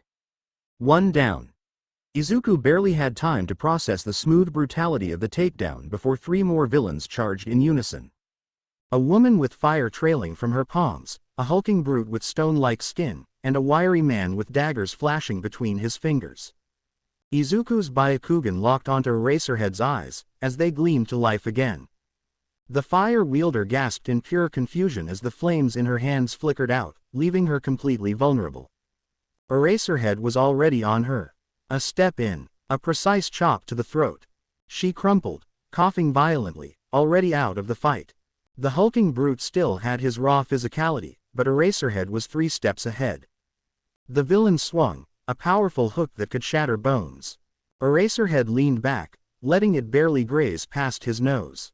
With a flick of his wrist, his capture scarf whipped out, wrapping around the brute's ankle. Eraserhead yanked hard. The brute's own weight worked against him. He toppled backward, his skull cracking against the pavement with a sickening thud. The dagger-wielding villain hesitated. Too late. Eraserhead closed the distance in a heartbeat, slipping past his defenses with effortless ease. A palm strike to the wrist. Daggers clattered to the floor. A knee to the gut. The villain's breath exploded out of him. Then a final, brutal elbow strike to the back of the head sent him crashing into unconsciousness. 3 more down. Izuku gritted his teeth. This isn't even a fight, it's a massacre. More villains poured in, clearly panicking now, rushing Eraserhead all at once. A massive beast-like mutant, a man with whip-like appendages, another with quills bristling from his arms. Eraserhead didn't flinch. He moved through them like water, weaving between attacks with almost inhuman grace. Despite these villains being mutant types, of which Eraserhead couldn't erase with his quirk, his sensei seemed unbothered by the fact he was at such disadvantage. The mutant's claws tore through the air. Eraserhead ducked, letting the villain swipe pass inches above his head. A kick to the knee. The joint bent the wrong way, and the mutant howled in agony, collapsing. The whip user lashed out. Eraserhead sidestepped, grabbed the tendrils mid-strike, and with a savage twist of his body, used the villain's own attack to slam him face-first into the pavement. The quill villain fired off a volley of spikes. Eraserhead snatched his scarf out of midair, the fabric wrapping around 2 spikes and flinging them back at the attacker. The villain barely had time to yelp before his own quills embedded into his shoulder. Another one down. The remaining villains hesitated. Eraserhead stood in the middle of a growing pile of unconscious enemies, his breath slow and even, as if he hadn't even exerted himself.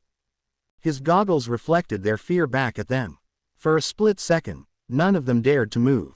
Izuku could feel the shift. They're starting to realize they're outmatched. But that's when he saw it. The pale-haired villain, the one still standing in the back, untouched. Watching, waiting, and next to him, that brute, that thing, with its stitched-together flesh and wrongness, still hadn't moved. Izuku's heart clenched. Why hasn't it moved? A sick feeling crept up his spine as he realized. Aizawa was winning too easily. Was this planned? They were letting him fight. They were waiting for something. Before Izuku could ponder on Aizawa's plight any longer, new movement in the plaza caught his attention. The mist villain was swirling, warping, and being sucked inwards, and emerging right in front of his escaping classmates. And began to monologue. I thought they only did that in the movies. He was going on about killing All Might, so Izuku took the time to look him over again. It was a bivous that bracer on his neck imposed a sort of stability on his form, and seemed like a major weak point to target. Before Izuku could dwell on Aizawa's plight, a new movement in the plaza snagged his attention. The mist villain was shifting. The deep, inky darkness that made up its body began to churn, twisting and swirling in a way that defied physics. The formless mass collapsed inward, folding into itself as if being sucked into an unseen void. And then, it reappeared. Izuku barely had time to react before the villain's swirling mist coalesced right in front of the escaping students. Teleporter. Unknown maximum distance. Unknown maximum portal size. Fast with his portals. Originate from his mist. Whole body is mist when teleporting. This was how Izuku's mind was currently handling the new information in front of him. He'd already seen the portal open once before, but, up close, it was impressive just how seamless the transition was between locations. It didn't have the typical constraints a quirk of his would have. Mass limitations. Size limitations. The mist villain could even decide whether or not to pass through his own portals based on Izuku's memory of the break-in. Only the portal had been present at the exit point. The ultimate teleportation quirk, or perhaps, quirks. There's no way a single quirk can accomplish all that without limitations. This mist villain seems to be able to set up those portals too quickly, and the only downside I can see is that they need to originate from him. As Izuku worked at getting his mind back on track, he noticed that the mist villain began to speak, despite his body not fully forming on this end of his portal. Seriously, a monologue. I thought they only did that in the movies. The villain's tone was smooth, almost elegant, yet thick with arrogance, the kind that dripped from every syllable like venom from a blade. As he spoke, the dark mist that composed his form churned, expanding outward like ink bleeding into water. The sheer fluidity of his movement was unnerving. He didn't shift or sway like a normal being, he billowed, stretched, twisted in ways that defied logic. The temperature around them seemed to dip ever so slightly, as if the air itself recoiled from his presence. Shadows curled unnaturally at the edges of his mist, distorting under an unseen force, like space itself was bending in reaction to him. My, how disappointing, he purred, his voice saturated with condescension, echoing through the space with an unnatural resonance, too deep, too smooth, too precise. A voice that didn't just speak but imposed itself upon the air. To think that All Might entrusted the next generation to such frail hands. The mist thickened, dark tendrils reaching outward, curling as if testing the air. The movement wasn't random, it was deliberate, intelligent, predatory. Then, the fog began to coalesce, shifting into the vague impression of a human form, but never quite committing to it. The faint glow of piercing yellow eyes flickered within the haze, gleaming with a chilling amusement. "Allow me to introduce myself," he continued, his smooth, almost theatrical cadence remaining unnervingly steady, as if this was nothing more than a casual conversation. "I am Kurogiri, a humble servant of the League of Villains." The name hung in the air, heavy and deliberate, like a promise of violence yet to come. The League of Villains. Izuku's mind raced as even more information being presented. A named organization. That means structure, leadership, planning, and funding. This isn't just some random gang, it's a real group. Kurogiri continued, his form shifting like restless smoke, coils of mist unraveling and reforming with a slow, calculated grace. Our goal is quite simple, we are here to kill All Might. The words hit like a hammer. A suffocating stillness fell over the students. The weight of that statement pressed against their chests, cold and heavy, like an unseen force had suddenly stolen the air from the room. Izuku's hands curled into fists, his nails digging into his palms as his heart slammed against his ribs. He barely registered the stiffened shoulders, the shallow breaths, the sheer disbelief radiating from his classmates beside him. Kurogiri drifted forward. The movement wasn't rushed, wasn't aggressive, it was patient. Like a predator drawing closer to cornered prey. The creeping fog stretched unnervingly close, its tendrils licking at the edges of their group, closing in like an iron noose. But, unfortunately, Kurogiri mused, his voice carrying an unmistakable note of mocking amusement, it appears he isn't here. A pity. His mist swirled, coiling higher, thicker, as if savoring the moment. But no matter, we will simply send him a message. The temperature seemed to plummet. The mist twisted, sharpened, expanded. Then, it lunged. A wave of darkness, swift and suffocating, rushed toward the students. Izuku's breath caught. His Sharingan flared, twisting reality into slow-motion clarity. Izuku saw it all unfold, every detail frozen in time, every movement amplified. 13's palm lifted, his stomach dropped. No. Black Hole was an incredibly powerful quirk, capable of erasing anything caught in its pull. In almost any other scenario, 13 would have instantly turned the tide. A villain like Kurogiri, however, wasn't just a bad matchup, he was her perfect counter. Izuku could already see the worst-case scenario playing out in his head. If she activated her quirk, Kurogiri could redirect the singularity. A portal, a split-second opening, and then, Izuku didn't let himself finish the thought. Before she could unleash the vortex, he moved, stepping forward with practiced precision, reaching out, and gripping 13's outstretched arm. 13-sensei, watch your quirk usage, he urged, his voice low but urgent. With his portals, it could be turned against us. She hesitated, her fingers twitched, a flicker of understanding flashed behind her visor. The hesitation saved her. But before Izuku could exhale, movement from behind stole his focus. Two figures shot past him. Explosive momentum, a streak of orange, a blur of red. Damn it, die, you bastard, Bakugo roared, launching himself straight at the villain.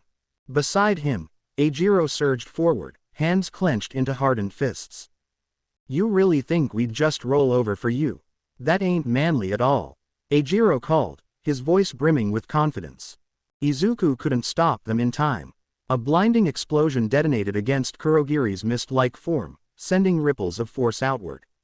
The class instinctively shielded their eyes, flinching against the sudden shockwave. For most of them, Kurogiri vanished in the blast. But Izuku saw everything. His Byakugan cut through the smoke, revealing the truth beneath the illusion. That did nothing. Kurogiri hadn't moved, hadn't recoiled, hadn't even reacted. The explosion passed through his mist-like body as though it were nothing more than a passing breeze. Hiroshima's punch had been equally useless, hitting nothing but empty air. Izuku's breath hitched. No damage, no effect, nothing at all. I can't even tell if he opened a portal to absorb the force of the explosion away from his bracer with how hard it is to tell what I'm seeing from his quirk pathways. The smoke thinned, revealing Kurogiri's untouched form. Not a single wisp of mist was out of place. His yellow eyes gleamed, filled with something disturbingly close to amusement. A predator savoring the moment before the kill. My, that was quite a dangerous attack from a bunch of students, he mused, his smooth, polished voice dripping with condescension. A soft chuckle curled through the air, light, casual, mocking. Then again, Kurogiri continued, as though he were merely indulging in polite conversation, you are the cream of the crop, aren't you? Izuku's stomach twisted. This wasn't a villain reveling in destruction. This was something patient, calculated, unbothered. 13 stepped forward, her usual calm splintering into something sharp. You two need to get back with the group, now. Bakugo growled, hands still sparking, his fury rolling off him in waves. Kirishima clenched his jaw, fists tight at his sides. Izuku saw it in their postures, they didn't want to retreat. But before they could argue, Kurogiri moved. Not with the heavy, predictable weight of a physical body. He stretched. Oh, don't worry, 13. His voice remained soft, but the promise it carried was anything but. The mist billowed outward, thickening, crawling like living ink bleeding into reality. I've been instructed not to gut them like rats right away. Izuku's blood turned to ice. The air felt wrong, suffocating. Every hair on his body stood on end. Kurogiri expanded, his mist twisted, unfurled, its tendrils curling at the edges like smoke from an open wound. But instead, the shadows stretched. Too fast, too deliberate. We'll scatter them. Then, the mist lunged, and torture them slowly. The air shivered, charged with something dark. Twisted, inescapable. It should be quite the enjoyable experience. Izuku's heart slammed against his ribs. He reacted on instinct, twisting to the side just in time to avoid one of the writhing tendrils. Too close, too fast. Someone screamed. Through his sharpened vision, he saw bodies vanishing, one moment there, the next swallowed whole by the twisting void. He barely had time to register Kirishima's desperate shout, Bakugo's furious explosion of sparks, before a second tendril shot toward him. Too many tendrils, too many portals, too many chances to be caught. He kicked back, twisting, forcing his body to move faster than instinct allowed. His feet barely touched the ground before a rip in space bloomed beneath him. There was no warning, no moment to adjust, no time to even scream. The air warped, tilted, then, everything inverted. The world snapped out of focus, like gravity had given up on holding him in place. His stomach lurched, his limbs flailed, grasping for anything. But there was nothing, only the feeling of being flung violently forward. The rush of cold air slamming against his body. The moment of pure, uncontrollable weightlessness. Then, light, a sudden return of the sensation of warmth as he was removed from the cold place. Izuku braced for impact. I hope you guys enjoyed this video. Please make sure to like and subscribe to the channel, and now we will see you in the next video.